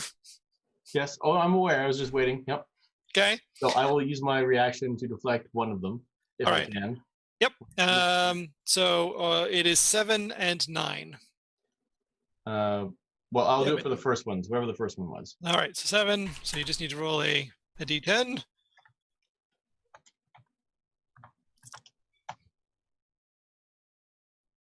Yeah, you add your dexterity modifier in your level. And half your level, I think. Half your level, okay.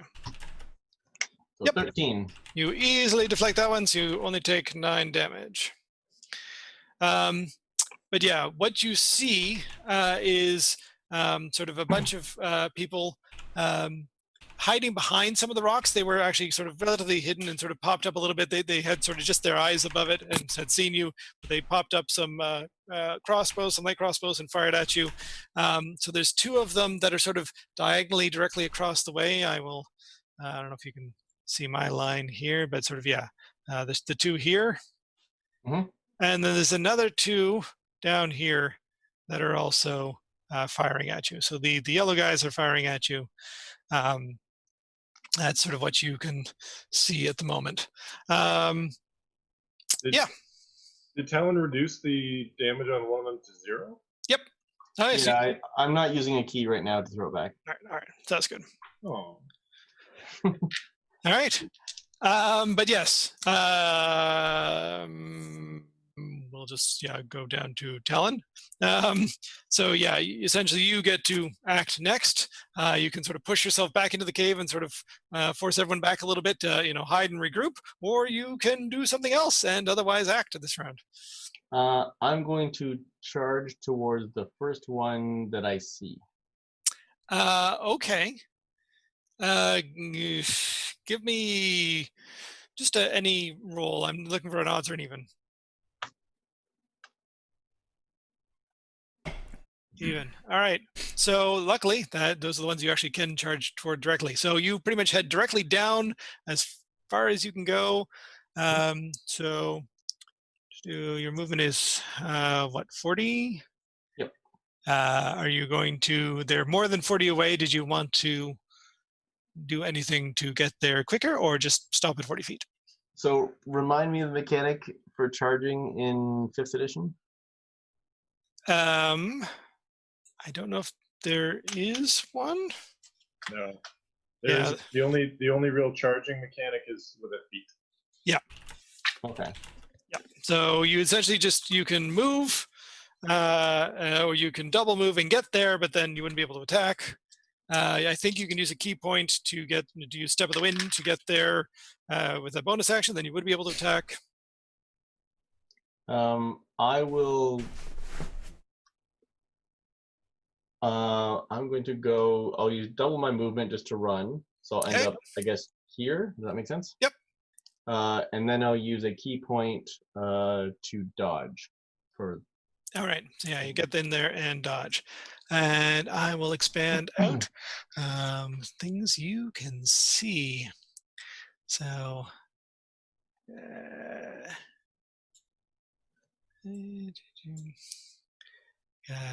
60 feet dark vision takes you pretty much all the way down there. All this area here. So yes, you are now pretty much in sort of a second room. You can see that this is sort of, it looks like it used to be some sort of communal area. There's tables and chairs and lanterns set up that are providing some light. It looks like some lanterns have also been broken in this area. And yes, you do not see, I'm gonna re-hide those guys. Otherwise, anything. And yeah, you can see that. So now that you're down here, there's the two who are firing at you and two others that were sort of behind a wall that are like, oh, hey, sort of switching from ranged weapons to they have glaives that they're bringing out. Okay. These guys look a little bigger. All right. So given the marching order, that would be Gildy. Yeah, pretty much. Yeah, Gildy's relatively small. Talon's relatively big. So you sort of see Talon react to something, catch an arrow, take a little bit of damage, and then run off. Okay. And then, so I'll give you sort of just a weird between rounds just to react to that, and then we'll sort of restart the initiative order. What would you react to that with? All right. Well, I'm certainly startled, but assume that he was running off for a good reason. I'm like I can tell he's like been attacked, right? Like that's Yeah. how he was reacting. Okay. Yeah. So I want to run forward until I can see more of the cavern and kind of what's going on. All right. You don't have to go far. Probably just sort of like 5 feet out. You can take a peek. So you can. Oh, I'm going to change there. You can sort of pop out just to here and give me a perception check to see if you can see the people who are hiding around. Sure. Let me just grab the right formula.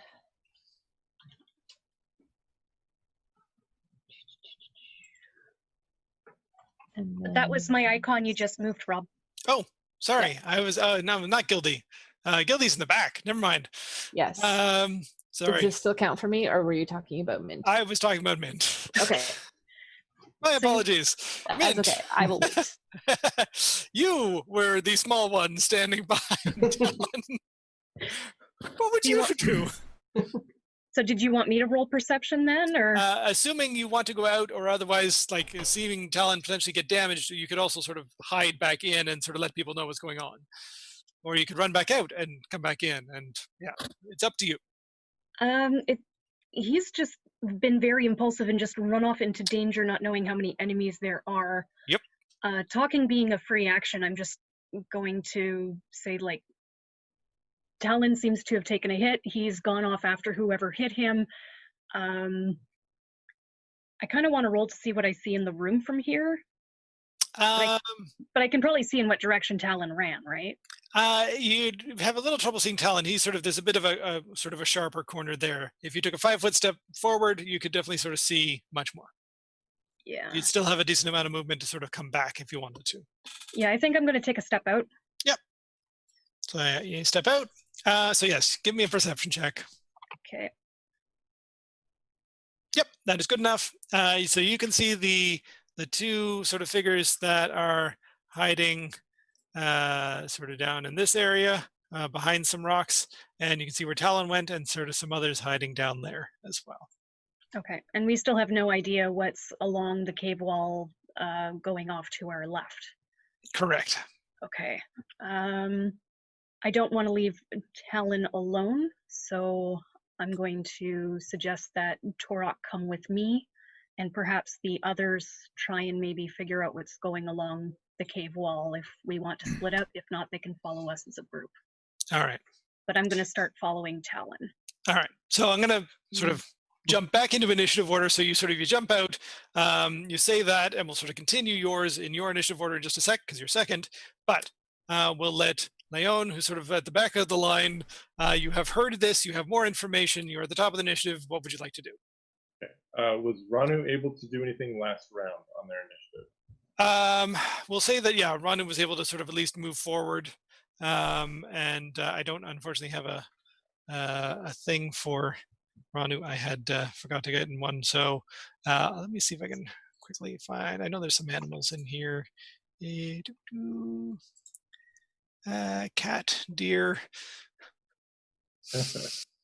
What kind of an owl is Ranu? The brown one. All right. Brown owl? Yep.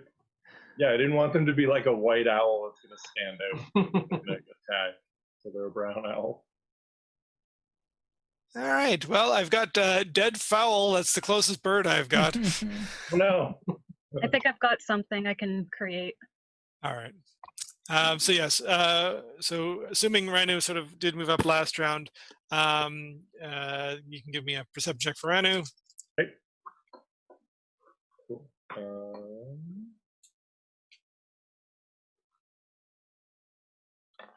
They have advantage on perception checks. 22. Yep. So they can definitely notice that there's some dangerous people around with weapons in those areas. Okay. And they've got 120 feet. Yep. Dark vision. So are they able to give me a rough estimate of how many? 4. Okay. So they're able to see 4 people. Yep. Okay. And now I'm confused. The entrance confuses me. Okay. So there's essentially the cave entrance here. Yeah. Yeah, and essentially a straight tunnel in. I've got you sort of bent around the map at the moment, but essentially a sort of a straight tunnel in behind that. Okay, so I'm technically off the map to the left. Yes, correct. Okay.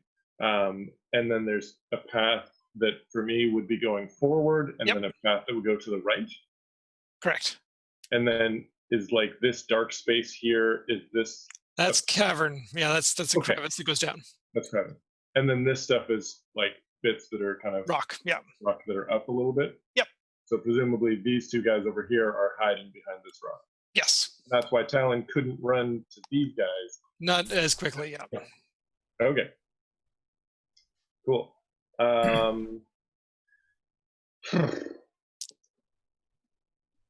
Okay.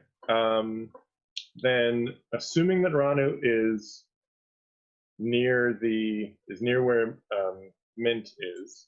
Yep. Then I'm going to stay where I am, and I'm going to use my action to shift my vision to using Ranu's vision. Okay. And I'm not going to move anywhere. I'm just going to do that so that I can actually see, and then I can cast spells that just require me to know where people are that I don't necessarily need to see. Or even if I need to see, because I think then if I'm using his vision, then I could cast because I know where they are, because I can see them. So you'd probably be able to also see the edge of the cave over there as well. So yeah, essentially, if you keep going straight, you will eventually hit a turn and be forced to go right. Okay, then yeah, I use Ranu's vision for my turn, and then basically just kind of quietly let everyone know what is ahead of us. Like describe it in as acute detail as I can in 1 round. All right. And that brings us back to Mint. So you would like to move forward with Torok? Yes. I want to move down into the pit towards where Talon has gone. All right. Now, this is going to be a bit weird because your early initiative, Torok, is last. Do you want to sort of wait for Torok and move with them, or do you want to sort of move forward and assume Torok is going to move with you? Right. Torok doesn't necessarily have dark vision. I'm hoping Torok will activate his light source on the next thing, and I'm just going to dash towards Talon. Right. Torok's a big boy. He can handle it. All right. So, yeah, you've got 30 feet of movement. You can make it that far. So that's... or I could activate my boots. If you like, yeah. I might as well activate the boots. All right. It's a bonus action to do so, but then you can still use the speed as a bonus action on that turn. So yeah, you can. And that'll give me 60, I think, is what it does. Yeah. So so that definitely gets you sort of 30 to get across to there, and then So how close to Talon do you want to get? You can move yourself. You should be able to move yourself on the map if you want to. Yeah, I think I'll do that.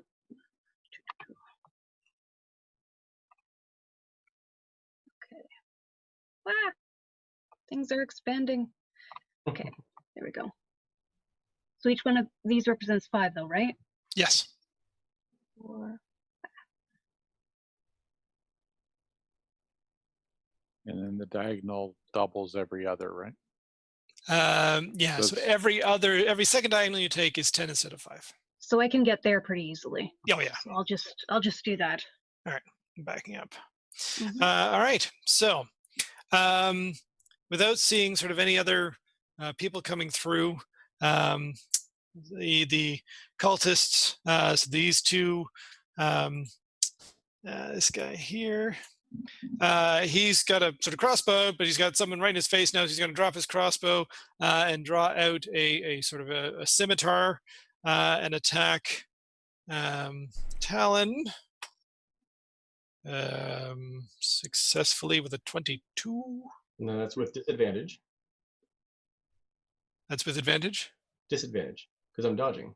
Oh, right. Yes, yes, yes. Thank you for reminding me. That is still a 21. I rolled a 17 and an 18. So they do 6 points of damage. This guy, even though he's not in sort of dire threat, he's going to also drop his crossbow and pick up a sword.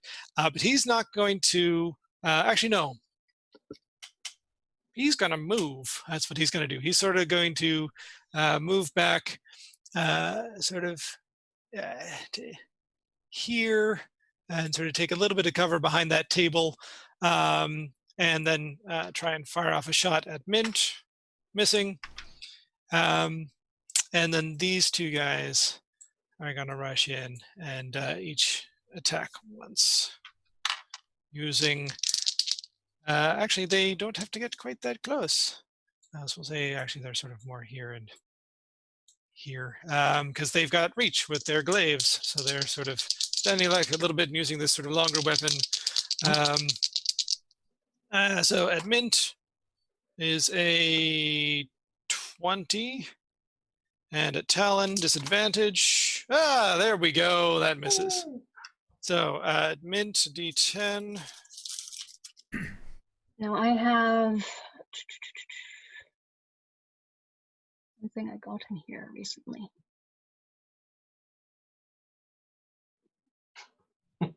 Okay, so when I am wielding a finesse weapon such as my rapier, with which I am proficient, which I am, and another creature hits you with a melee attack, you can use your reaction to add 2 to your AC for that attack.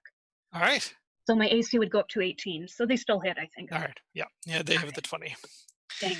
All right. So 6 points of damage on that attack. These two guys up here are actually not going to attack you. They're going to keep their eyes on the mouth of the cave and sort of keep their crossbows ready.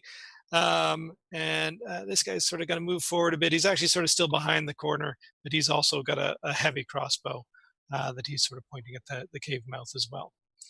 And Mint and Talon, you can hear somebody who's sort of talking scoffly, cursing, somewhere in sort of this area over here, and just otherwise seems very upset and confused, and then sort of goes silent. Actually, no, I need to, I'll roll a D6, no, a D6 or 8? 8, let's do 8. All right, I'll start there. Okay, and then you hear this sort of hollow bonking sound and an oh, yeah. All right, that was fun. Okay. Things that are happening that you don't know about. Gildy, now a bunch of people in front of you. Mint has mentioned what's going on. What would you like to do? Okay, I'm going to run forward until I am in bow range. Okay. So that's within 150. So yeah, you can sort of be sort of just in the mouth of the cave here. You probably have line of sight to see. I wouldn't miss those guys. No, but you can see the other guys here. The ones I'm not on. You can see the ones up here. If you were there, you'd have to move a little bit forward to see the guys down below. It's a sharp corner. Okay. And so I can see these two yellow guys, and I can. Am I able to, like, are they blocked by the rock? They have a decent amount of cover because of the rock they're hiding behind, but you can still see them. Actually, give me a. Well, we'll say they're obvious enough at this point, but yeah, they've got a decent amount of cover. Okay. So they would have a bonus to their AC because of the cover they are behind. Okay. Let's see. You can also see a bit of this guy here. Again, he's actually sort of more behind this wall, but I just sort of brought him out a little bit just to say that, yeah, he's also potentially ready with a heavy crossbow. Okay, can I tell if there's a spot where I would be able to see them better, or are they just generally? If you were to come out to like here, Okay. then yeah, you definitely be able to see the all of those three sort of a lot better. Hmm.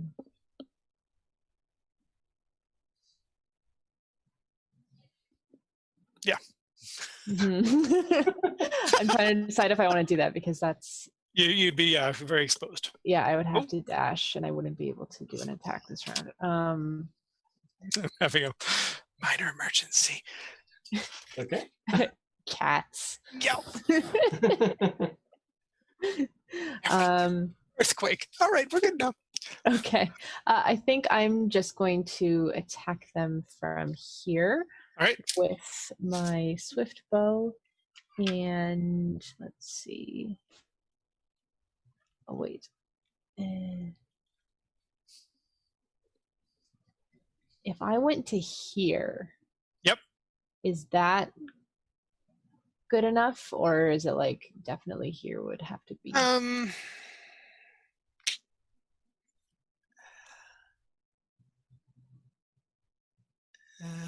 You'd probably get this guy okay, but not the other guy.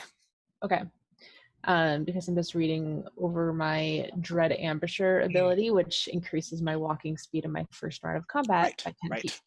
So I think I'm going to move here and I'm going to attack the one that I can see better. Yeah, you'd see this guy okay, and this guy would have probably about half cover. He's actually slightly more back here. But yeah, this guy you'd see fine. This guy would have half cover. This guy would have still 3/4 cover. He's still mostly behind that rock. Yep. Okay. So I'm going to move there. Yep. And then I'm going to attack with my bow. All right. And you get 3 attacks with your bow. Yeah. I know this bow is awesome. Okay. First attack. Plus, where'd it go? 7. That's the first attack. Okay. That misses. Yeah, that makes sense. This is the second attack. All right, and again, at this guy, that definitely hits. Okay, and that's going to do 1d8 plus 3. 5 damage. Give me 1 sec.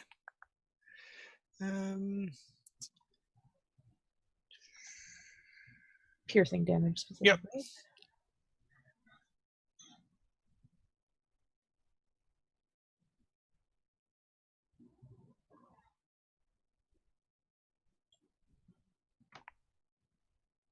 I thought I'd mentioned that somewhere. So yeah, sorry. How much damage?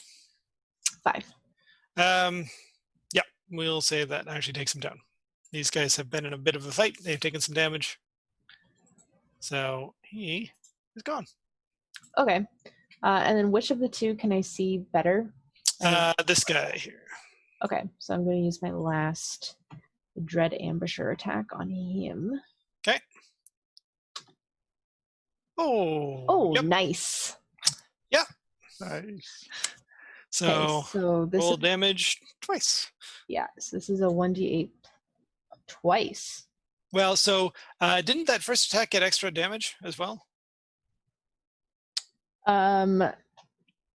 Anyway, you I killed guess it him, depends on which. Yeah. Okay. So anyway, yeah, I think something to remember for next time. So this guy, yes, because you rolled a natural 20, you can roll damage twice, but you only add your modifier to it once. Okay, that makes sense. So in this case, it would have been the normal damage is 1d8 plus 3. As they were saying with the nat 20, it would have been 2d8 plus 3. Right. And then with Dread Ambusher, I get an extra 1d8. So that would have been 3d8 plus 3. Yeah, but that's only to the first attack, I think. The first one? Okay. Yeah, I think with Dread Ambusher, it's only the first attack. that you get the extra damage on. Okay. So yeah. Yeah, I wasn't sure if it was the first one or the last one. The description doesn't. The one that I'm looking at right now does not. Oh, okay. Anyways. Yep. I'm gonna quickly double check just to be sure. Are we saying that the red enemy is dead? Regardless? Do you want me to roll that? Not necessarily. He's got a little more hit points, so. Okay. So I'm rolling the 2d8. Yeah.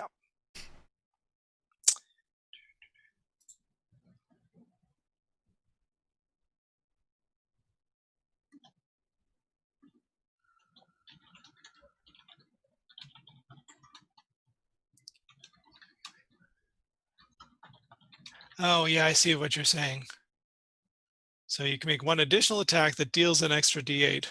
Yeah. Yeah, sure. We'll give it to this one, which means you would roll 4d8. 4? Like you would double both of them? You double both of them. Sweet. Oh, wow. Amazing. I'll just roll an extra. Yep. So do more d8. So 13 plus 12. 25. Yeah, that's going to take him down. It's paced. Nicely done. Awesome. All right. We're ready for the Gloomstalker. We're in our element. Yeah. Jacob. Well, that was impressive, but I'm gonna, I think, start making my way down to offer support or mint. So yeah, 30 feet would get you 5, 10. Think about there-ish. Oh, that's not me. Nope, that's Torok. So a little bit behind that. So I think about there or so.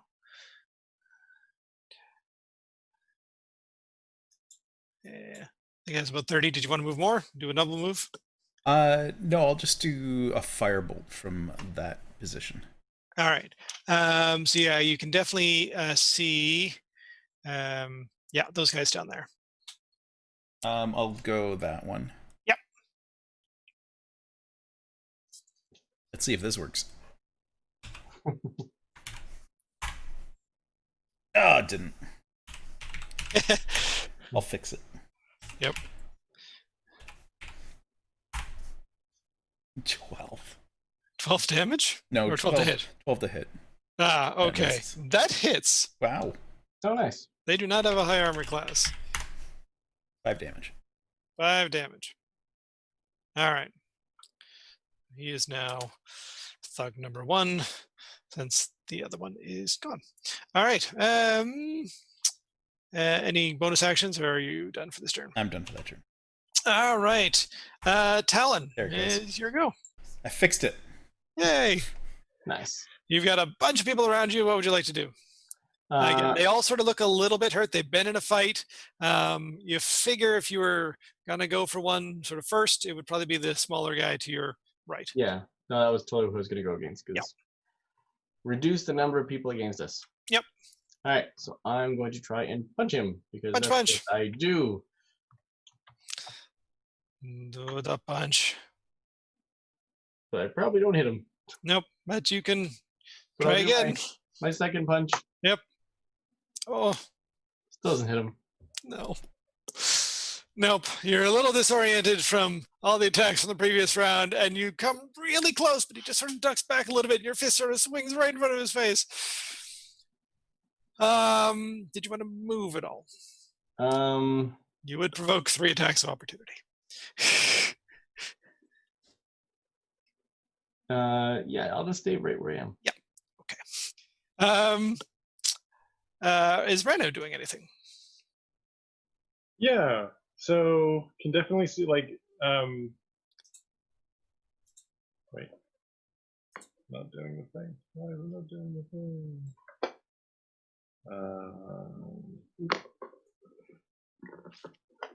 Sorry, I'm trying to make it do the. Yeah. It's not word. Wait, I think I know what I need to do. Nope, it's not. It's not. I can't do the. What are you trying to do? That's what I was trying to do. Okay. Trying to make it circle. All This right. person is focused on Gildy, yes? Sorry, this one here? This one. Yeah. Yep. Okay. Yep. Well, potentially Gildy or Jacob next round. Yeah, sort of as a choice, a couple targets, but yeah. Okay. How high is the ceiling? It's probably decent height. It's probably like 15, 18 feet. Okay. So basically, Ranu could then like just fly up into the darkness and be not nearly as interesting a target as these two people. Yeah, just some owl flying around. Probably not that much of a target. Yeah. Okay. Then then I think Ranu's just gonna kind of so I am still able to see through Ranu's eyes right now until the start of my next turn. So I just kind of want to get a sense of like what is around here. So they'll just kind of fly up. They'll effectively fight defensively. So if anybody does target them, they'll have disadvantage. Yep. And just particularly trying to get a good view of kind of the battle down here with Talon. Yeah, you got a good view on that one. Is this down here a person? Yes. Yep. Yeah. They did go last time. Yeah, that guy's a person. Yep. Okay. I'll move them a little bit so there. Yeah. Yep. Okay. But is this something that obscures all vision? Yes, that is a big rock formation that goes all the way up to the ceiling. Okay, so Ranu's not going to be able to see this individual. It depends. Like if Ranu's sort of hovering above sort of here-ish, then yeah, they might have line of sight to see that person. If they're sort of here-ish, then probably not. No. Okay. Yeah. No, I was picturing them more. Yeah. So probably not. Yeah.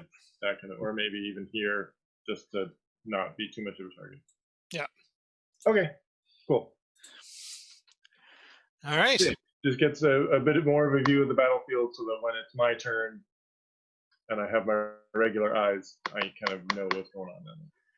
All right, Torok. All right. I think Torok's really going to just try to move in. He will activate the light, first of all. I think that is that an action for this? His action for this round? Not that he has any. I'm trying to remember that item offhand. Yeah. Is that an action to activate the light? Yes. Okay. Yeah. You shake. It's the bottle. So you shake the bottle. Yes, that's right. Okay. It glows with light. So probably Torok will just move to right in front of Jacob. All right, that's a pretty tight. So you have to move behind Jacob, right? Yeah, it's sort of a bridge there. Yeah. Because he's not going to be as useful the other direction.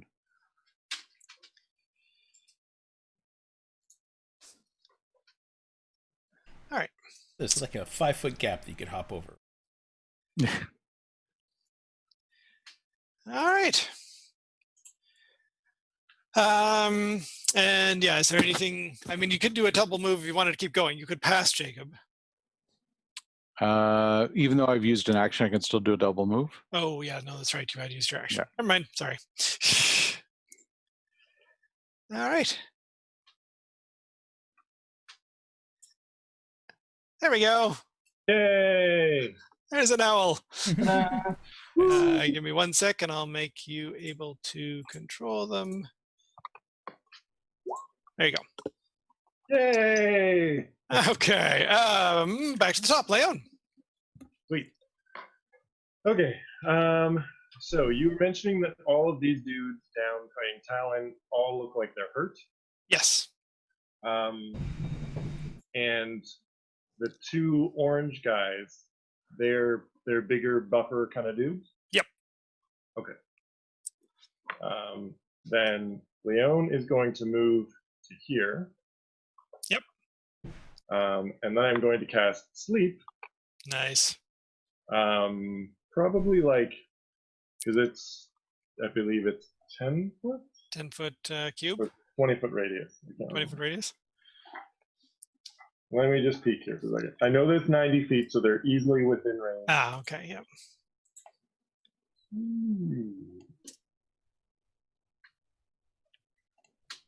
Oh, it's a 20-foot radius. Within 20 feet of the point I choose.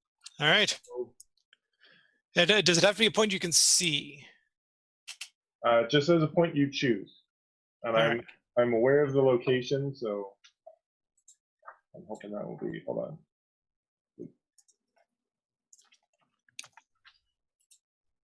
Yeah, creatures are within 20 feet of a point you choose within range. All right. So that means then that I'm going to be putting it like back here. Yep.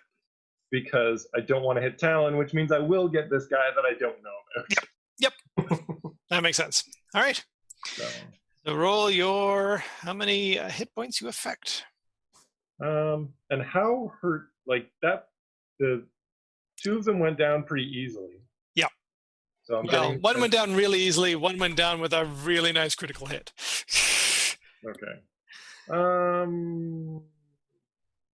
You know what? I guess I'll cast it using second level. All right. Oh, nice. I have no idea what that total is because I'm on the wrong screen. 28. Okay. Yeah. So this guy, am I on the right thing?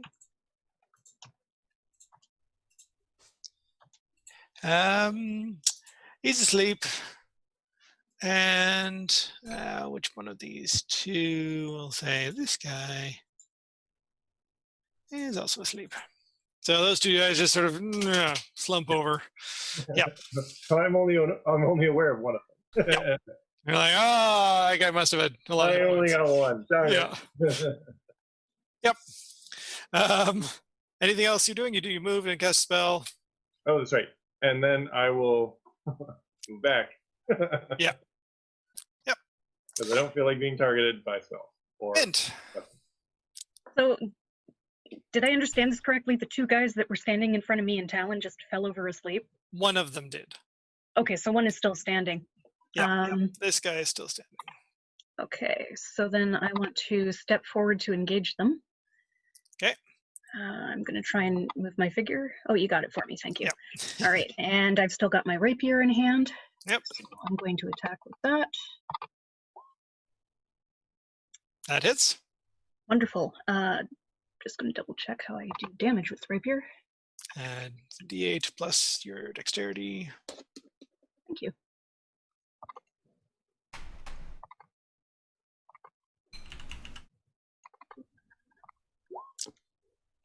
Nice. All right. And he was the one that got hit with the firebolt. If he doesn't go down, I could also use action surge this round to try to hit him again. You can if you want. You can save it for later. Up to you. Talon's right beside me, so I'll save it for later. Okay.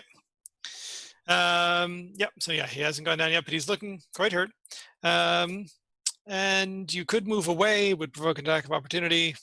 I'm gonna stand my ground. Yep. Okay. So the one cultist up top has 3 targets to choose from. 1, 2, 3, 4, 5, 6. He's apparently going to shoot at Jacob and hit most likely with the 21. Yep. Yep. Doing 5 points of damage. That guy's there. That guy's there. Cultist down below is going to attack Talon, missing, I'm assuming, with an 11. And the big guy is going to attack Mint. 15 AC. I'm assuming that misses.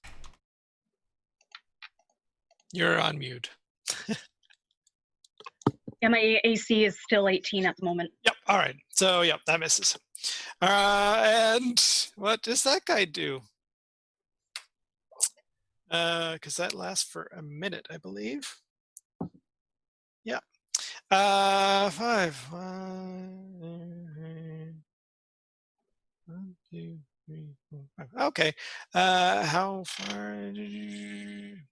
All of its movement. Okay. Give me a sec. Sure. Oh, I actually have to change. So Mint and Talon can see somebody come running out of the darkness and sort of crash into. Oh, not over top.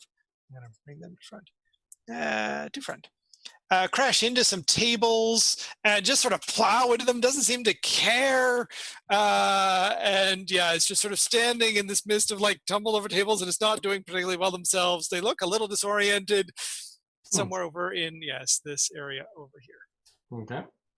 They probably knock over that lantern, and let's see, I'll give it a 40% chance of starting some sort of small fire. Nope. It just sort of breaks and otherwise goes out. So this lantern, move them. Goes out. There we go. All right. Strange things happening. Okay. Gildy. Okay, I'm going to use my bow to attack the You other move, person. yeah, a little bit over, you'll have. Yes, good call. Yep. I'm going to move here. Is that enough? Yeah, you'd probably want to use all your movement, and that'll get you a nice clear shot from behind that rock. Okay. What's each square? 5? 5, yeah. Let's move 2. So 6 total would be your movement. So if I move there. Yeah, that gives you a nice clear shot. Okay, great. All right. This is, so swift bow, I still have 2 attacks with it. So this is the first attack. Ooh, Miss. wait. I'm trying to remember. I'm a halfling, so I'm lucky. Yes, you reroll ones. Yep. Yes. So let's reroll that. Oh, just misses. Darn. Okay. But I do have 1 more attack. Yep. That hits. Yay! Hooray. And then where is my damage? D8 plus 3. That is 11 points of damage. Nice. Yep, it goes down. Yay! And you also have a nice clear line of sight down through here now. There you go. Cool. Yep. All right. You can't quite see the crazy guy. He's just out of your field of vision. But all right. Anything? That was your full movement attack. I'm assuming that's it. Yeah, that's it for me. Jacob. Okay.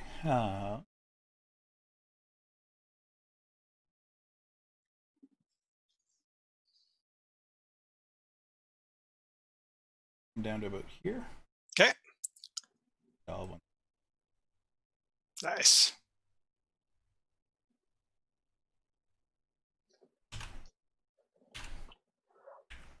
Oh, you guys are rolling a lot of 11s. It just misses. He's I didn't roll the 11. Oh, no? Oh, sorry. That was Gildy. That was the damage. That was Right, the damage, 13. Never mind. 13 hits. I was looking at the wrong thing. Yes. So 6 damage. He is looking so hurt. Actually, sure. No, he sort of sways on his feet, but he stays up. Anything else you want to do? I'm good. All right, Talon. I'm going to keep attacking the person I was attacking before because Yep. that's just what he would do. You can do it. You can do it. All right. Yep, that hits. And that drops him. Woohoo! All right. And you have Use another my- attack you can use if you want to.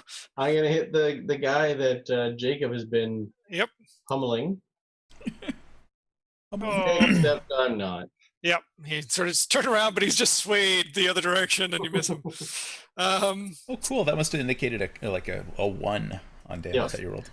Yeah, so green box would be a perfect. Would be a critical. Renu. I think Ranu's just gonna move kind of down here. All right. to get a look at things. Yep. And just, again, defensively, and just kind of give me details about what they observed. Yeah.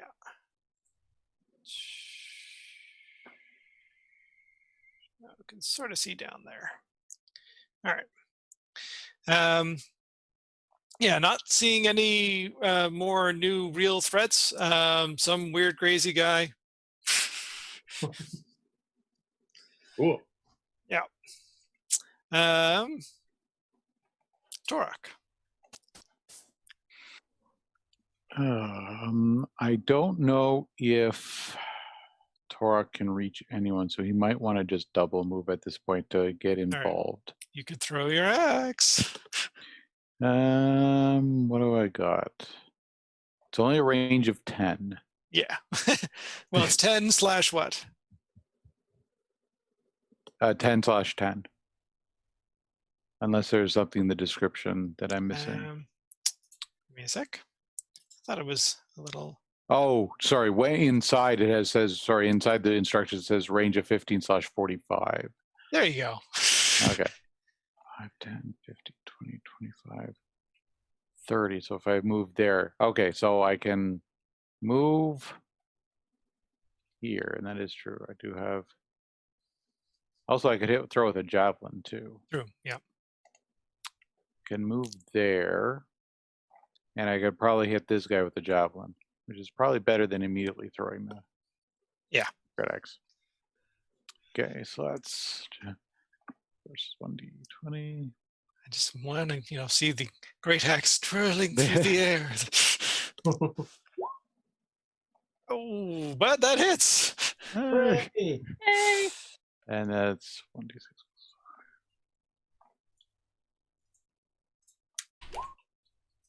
Ooh, nice. 10 damage. Yep. He is well gone. All right. And yeah, there's a couple sleeping guys, and then there's this sort of weird guy down here who seems to be doing crazy things. So we'll sort of continue with initiative for the moment, but most of the threats have been dealt with. Leon, what would you like to do?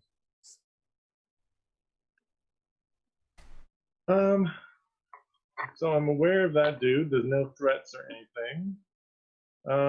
So I guess I'm just gonna double move. All right. Mint, you can see the sort of crazy guy wandering around. What would you like to do? I'm pretty quick on my feet at the moment, so I kind of want to jump right in front of him and go, "Hey, what are you doing?" Because he seems kind of startled already, and I kind of want to add to that element. I'm hoping if he gets startled enough, he will actually blurt out what's going on. All right. Yeah, so you can move yourself over there. Hey, what you doing?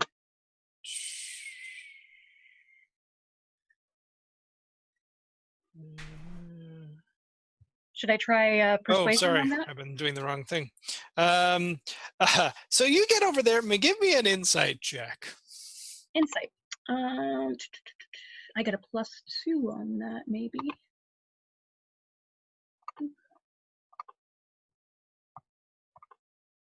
Yeah, let's not roll a d8. Okay. Yeah. You can't quite figure out what's going on with this person, but you sort of, like you're getting around in front of them, but their eyes are sort of just like super wide, and they're sort of in this like, it's like they're high on something. Slap him. Yeah, that's not doing anything. He's just completely gone. High on life. He is high on life. All right. Do you know where you are? Oh, this is going to be hilarious. So, yeah, sort of big glaze over eyes, doesn't really sort of like sees you and he's like eyes open wider. You get the feeling maybe he doesn't quite see you. He sees something else. And then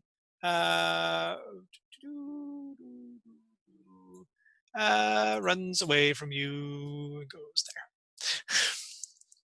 Now, when I say runs away from you, it's more is overtaken by something and seems to just sort of spin and spin and spin and focus on that direction and run, and goes for 30 feet. Can I chase after him? Assuming you're going to sort of keep doing this, but we'll see what other people want to do as well. Sure. Anybody else going to take any interest in the weird guy who's seems to be high on things? There's also 2 sleeping guys as well. Yes. I want to check out what this crazy guy is doing. All right. Well, you can, come around. I need to run around. Yeah. Can I just go all the way around, or should I take a couple turns to? So it'd be like, so that would be 15 plus Hop over the chasm. It's a quick 40. jump. Yeah. 15 plus 40 plus, probably, it's probably about 60 feet for you to go sort of all the way around to get at least like within 10 feet of him. Okay. You cut some corners and get there, but yeah, you get to about like here-ish. Okay. Well, I'd like to do that. There are no Alright. other enemies around me, so. All right, we'll move you down there. Cool. Yeah, you can give me an insight check on this guy if you'd like, or just otherwise, yeah. Sure. Oh, I still have disadvantage. Just need to find the right. Yes. Rolling.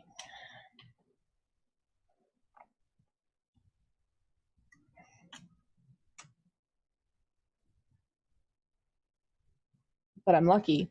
Oh, that's good. Wow, I rolled a 1 and a 20. Mm-hmm. All right. Okay. So, yeah. Does the 20 count as my second lucky one, or should I roll another? You can give me one more roll. Okay. All right. So 9. All right. So that's not great. But yeah, you sort of get the same sense that Min did, that this guy is high on something. You've hung around some of the lesser parts of Silver Lake a little bit to sort of see people a little sort of spun out on some drugs, and this guy definitely seems like that. Give me a perception check.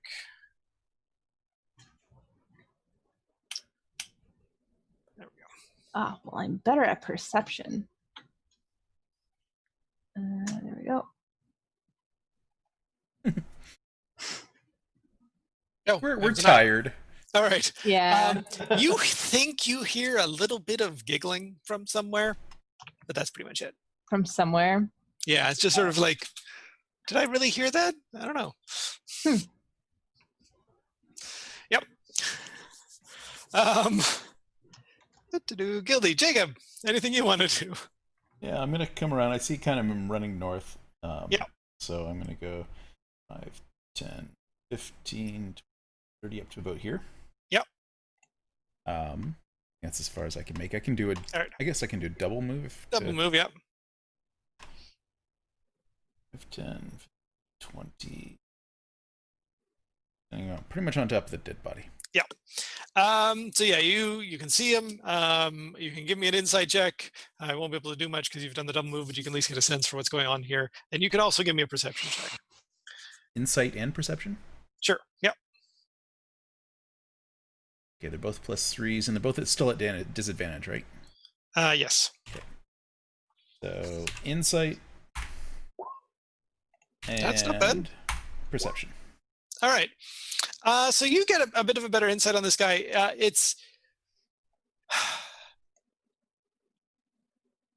You have seen people in extreme states of euphoria before, and you figure this guy's like just, like super euphoric at the moment and just sort of, completely spun out, doesn't really know what he's doing. And you too can hear some distant laughter that you can't quite place, a little giggling. Which direction is it coming from? Or is it echoing? With 12, you can probably get a little bit better. It's probably coming from like somewhere about here-ish, sort of against that wall, somewhere on that wall. Okay. Yep. I think all my moves and stuff are done. Yep. Yeah, so that's just what you perceive. We can probably sort of jump out of initiative order at this point. Essentially, the other guy will continue doing strange things. Give me a moment. Oh, nope. Yeah, he will continue doing strange things for a while. That might be good enough. And then eventually, yeah, are you going to try and like pin him down? Do anything with him? Are you going to tie up the other guys? What would you like to do? Yeah, I'm gonna ask, like, what do we wish to do with our prisoners? Are we? I assume we're not just slaying everyone and are taking prisoners. I think we need to know if any of them have seen the object without giving away that we're looking for it for the town. All right. Torok, I believe you have rope. Yes. I do. Which of the so out of the orange guy and the yellow guy who are asleep, who looks beefier? The orange guy. Okay. So I pull out my manacles that I purchased Nice. while shopping, and I manacle him, Yep. handing the chain of the manacles to Torok, and then let Torok tie up the other one. All right. So yeah, we'll say for the sort of moment's sake, you sort of stack them against the wall there. They are otherwise restrained. And this other guy up here, you gotta try and do anything with him. Well, what's the deal with this? Like, is this just a pillar? Is there a door? Like, what's the deal? Oh, sort of the square. Yeah, that's just a rock thing. That's just a big chunk of rock. I would want to kind of inspect at the wall where the laughing was coming from. Yeah. But although Gildy and I are kind of boxing these two in. Yeah. Yeah, well, so this guy will sort of run in random directions. Actually, I should figure out because see if he tries to accidentally kill himself. No, he probably just runs into a rock at that point. He like runs into walls. Doesn't seem to know where he's going. Jacob, you can give me an Arcana check. Given sort of enough of what you're seeing here, you're starting to maybe piece some things together. But yeah. Seems still disadvantage. Yeah. Unless you would like to take that last potion. No. I'll just do it. Nice. Oh. You're fairly certain, given sort of that, even just that faint giggling you heard and what this guy's doing and sort of effects that you've heard of, that most likely there is a fairy dragon somewhere around that is affecting this fellow. And what do I know about fairy dragons? What do you know about fairy dragons? They are often invisible and can sort of stay that way relatively well. They have some telepathy.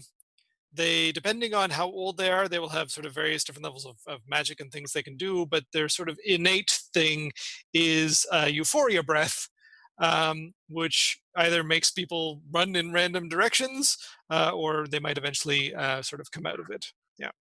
Is there anything that they like to befriend them or to scare them off?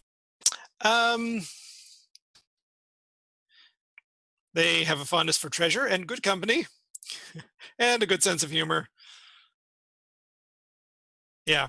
Generally, if you offer it treasure in the form of sweets, baked goods, baubles, then they will not bother you as much. Okay, I'm going to use one of my magical tinkerings to make a little whirling thing that gives off some sparkly lights.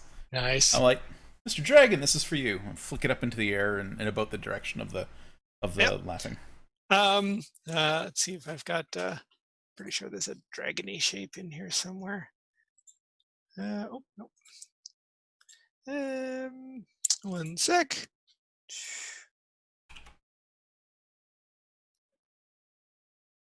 Yeah, there we go. A little fairy dragon over on the wall. Sort of there. He's actually not in the wall, but yeah, sort of sitting on the wall, and yeah, he sort of becomes visible, brightly colored, sort of purples and pinks, and some fiery little reds and oranges.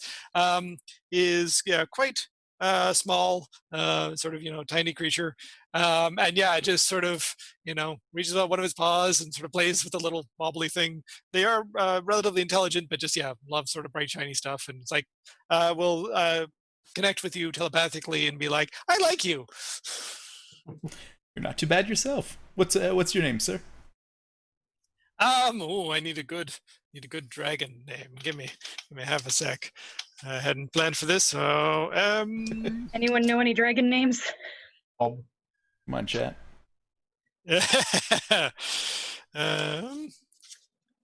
What was the name of that dragon from Puna? Jerry was offered.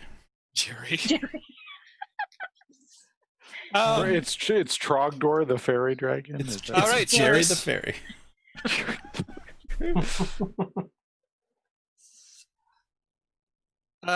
Yep. So you can call him Jer for short. Jerlazaban. Jerlazaban.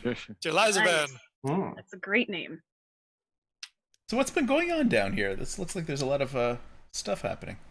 Oh, there were some people in here, and they were no fun at all. I came up from like where the chasm is there. I found another way in and was exploring around, and there was a bunch of people doing like regular miner things, and they were no fun. And I played around with them, and most of them were just like, eh. And then these other people came, and there was all sorts of fighting, and that was not good. So I decided to play around with those guys instead. We're looking for something fun too, and I'm going to give a general description of the thing we're looking for, just very vague. Yep. I Seen anything haven't like that? seen anything like that, but I've only really been in this area. A whole bunch of others sort of went down sort of motions in sort of this direction over here. So it went down that way, and there seemed to be more fighting and stuff, and I'm assuming there's stuff that's down there. I haven't really explored there yet. Thanks, Jer. No problem. Enjoy the bobble. Oh, thank you. I take it we're all kind of able to converse with the dragon after we've done our various things. Yeah, so once you sort of see it, if you sort of offer it a nice little something, then it will be happy to, converse with you. So we all have to offer it a bubble.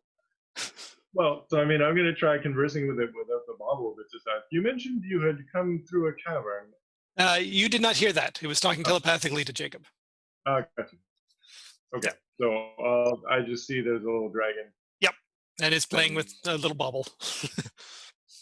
Once he's kind of done with stuff, I'm gonna walk down to the rest of the group and kind of give them the short version of what. what I learned. But I will come back to my question. What are you doing with this guy? Oh, he's... yeah. Sorry. Before we're gonna try to subdue him.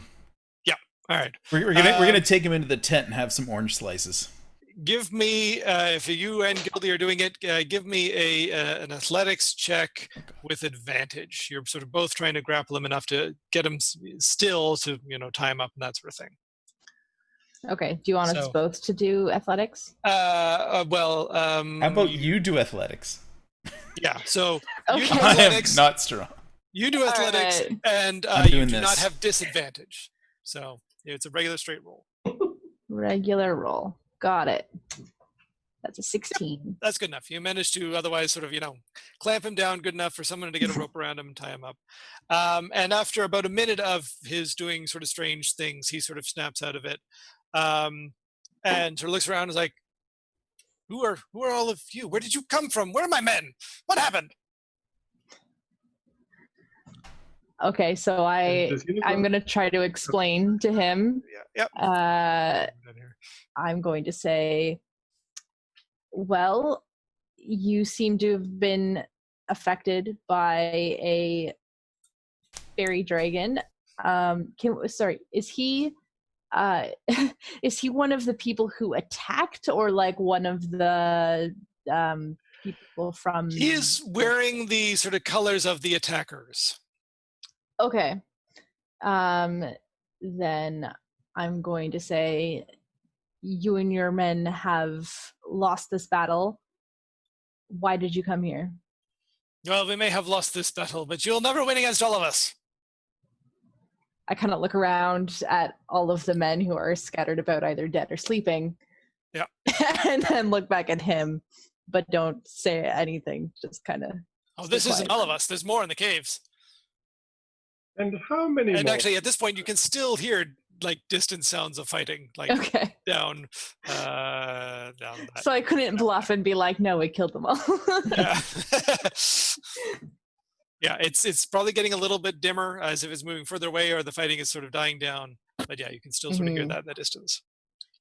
How many more would you say there were? Hundreds of us. Thousands. I roll my eyes. Okay. I see. Say so. Well, so we have to decide what to do with these fellows. They don't seem to be giving us information. Shall we drop them down the holes? That's a I'm wonderful assuming idea. Leon says that out loud, right? Is that an intimidation check, or are you just suggesting it? I can use intimidation. Like I'm trying to be Right. intimidating, but just with like. Give me an intimidation roll. Can I add to that because I also have like bonuses in intimidation? I want to help Leon. Like I'll vote for that too. I will give Leon advantage if you sort of start moving towards the guy to like drag him towards the cliff, sort of thing. Yep. Sure, I start making action for that. Really? Turok goes down. Shouldn't I be the one? I'm pretty strong.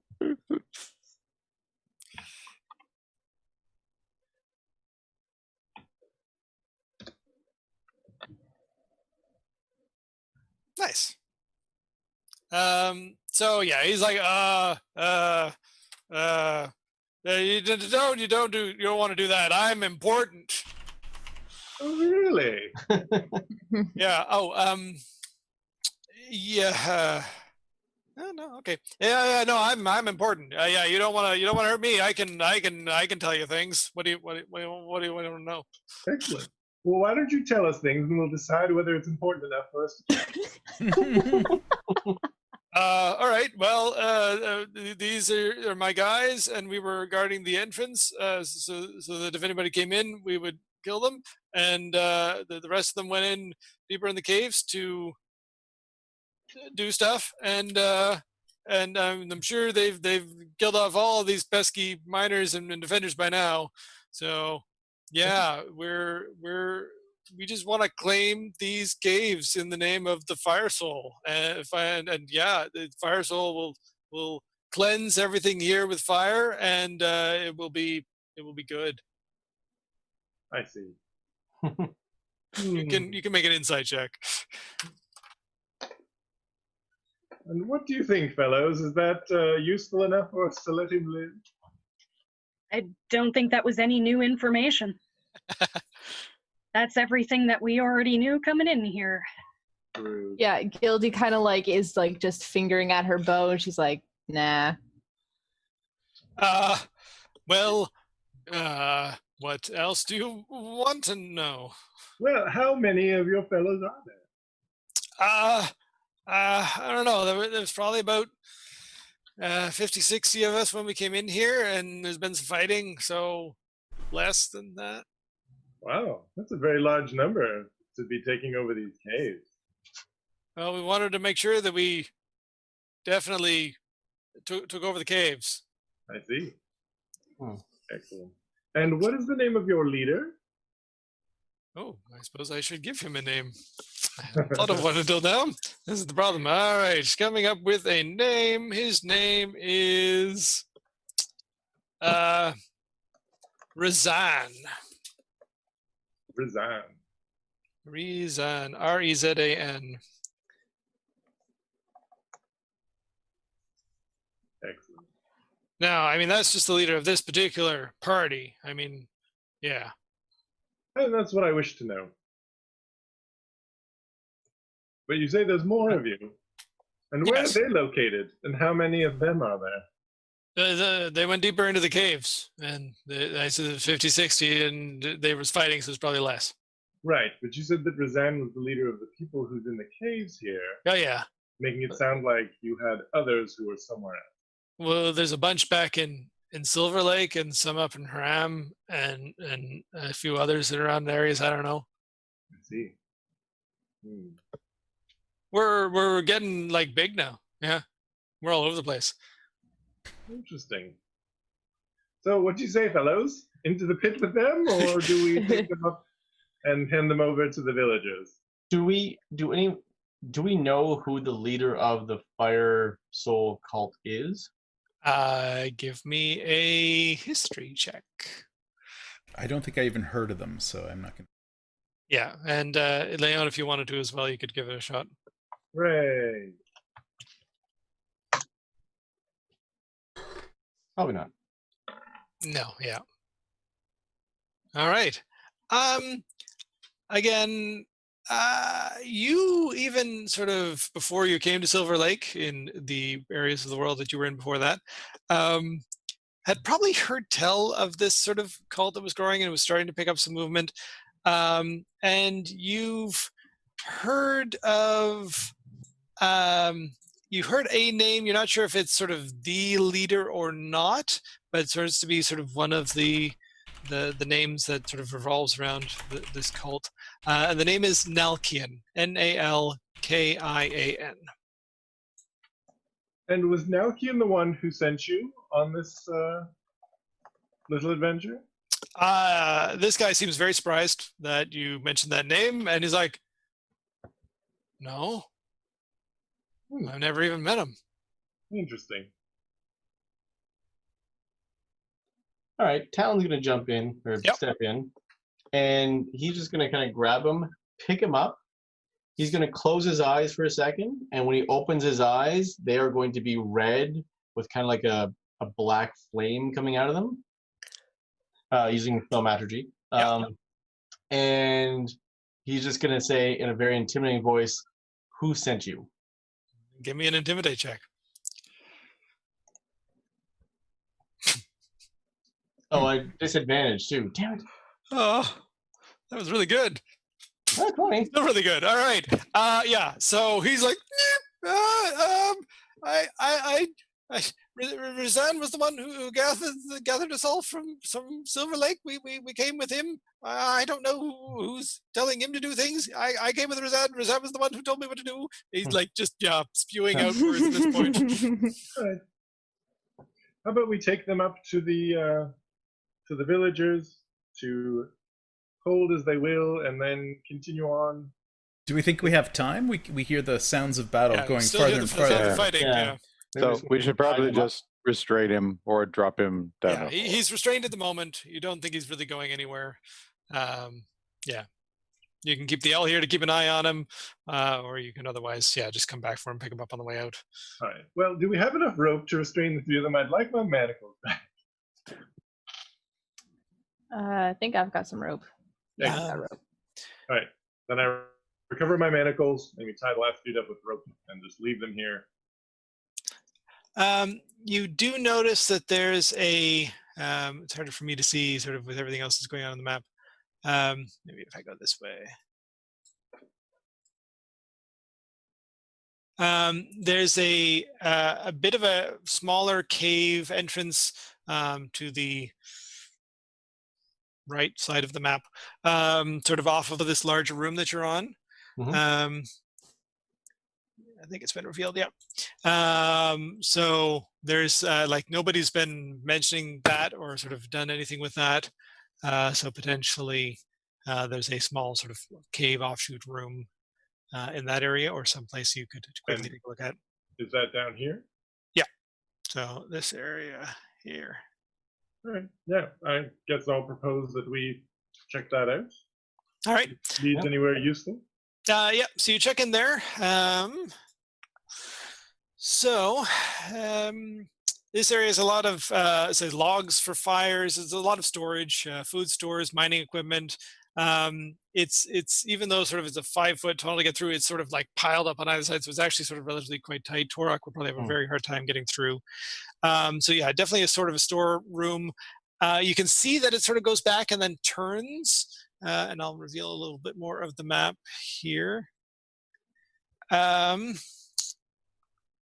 Did you want to go deeper in? What kind of mining supplies are we talking? Like picks and that sort of stuff. No, nothing for blasting, if that's what you're looking for. Oh no, I'm just curious about Yep. about Picks and shovels and rope and yeah.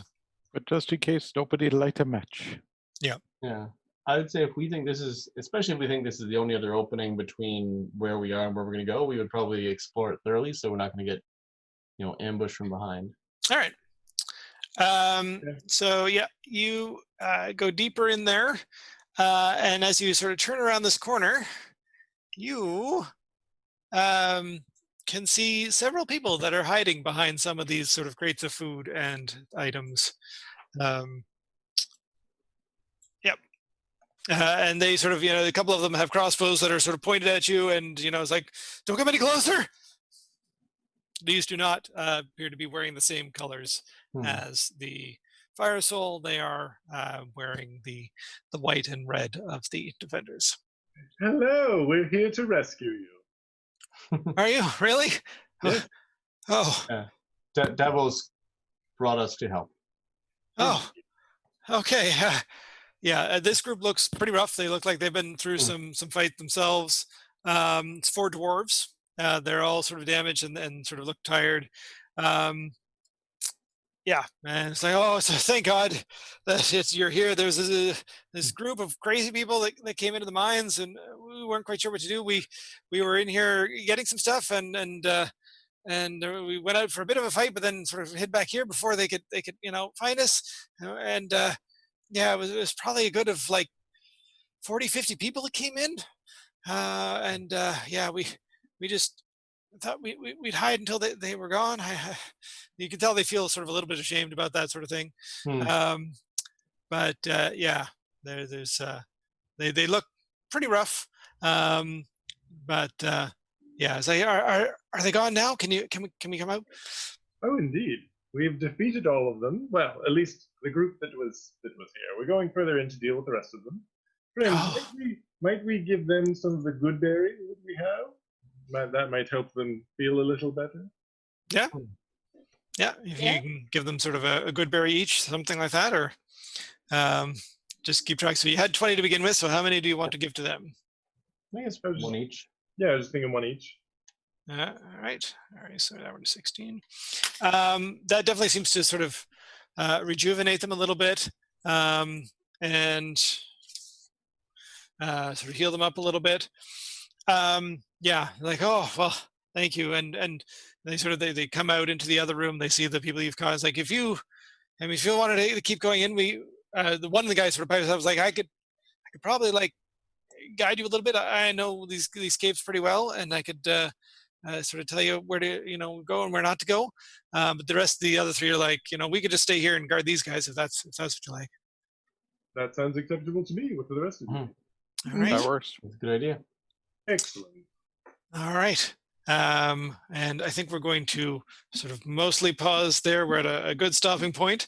But is there anything anybody wanted to sort of do just before or as we wrap up? Rest for 8 hours? Yeah, I knew I was going to take you right into another adventure without any rest. I'm like, oh, this is fun. I'm going to... Yeah. All right. Well, then we will leave it there and catch up with what happens deeper into the mines next week. And we shall see you all then. Thank you for joining us this week. And have a good week. Take care of yourself. Stay safe. And we'll see you next week. Bye. Bye.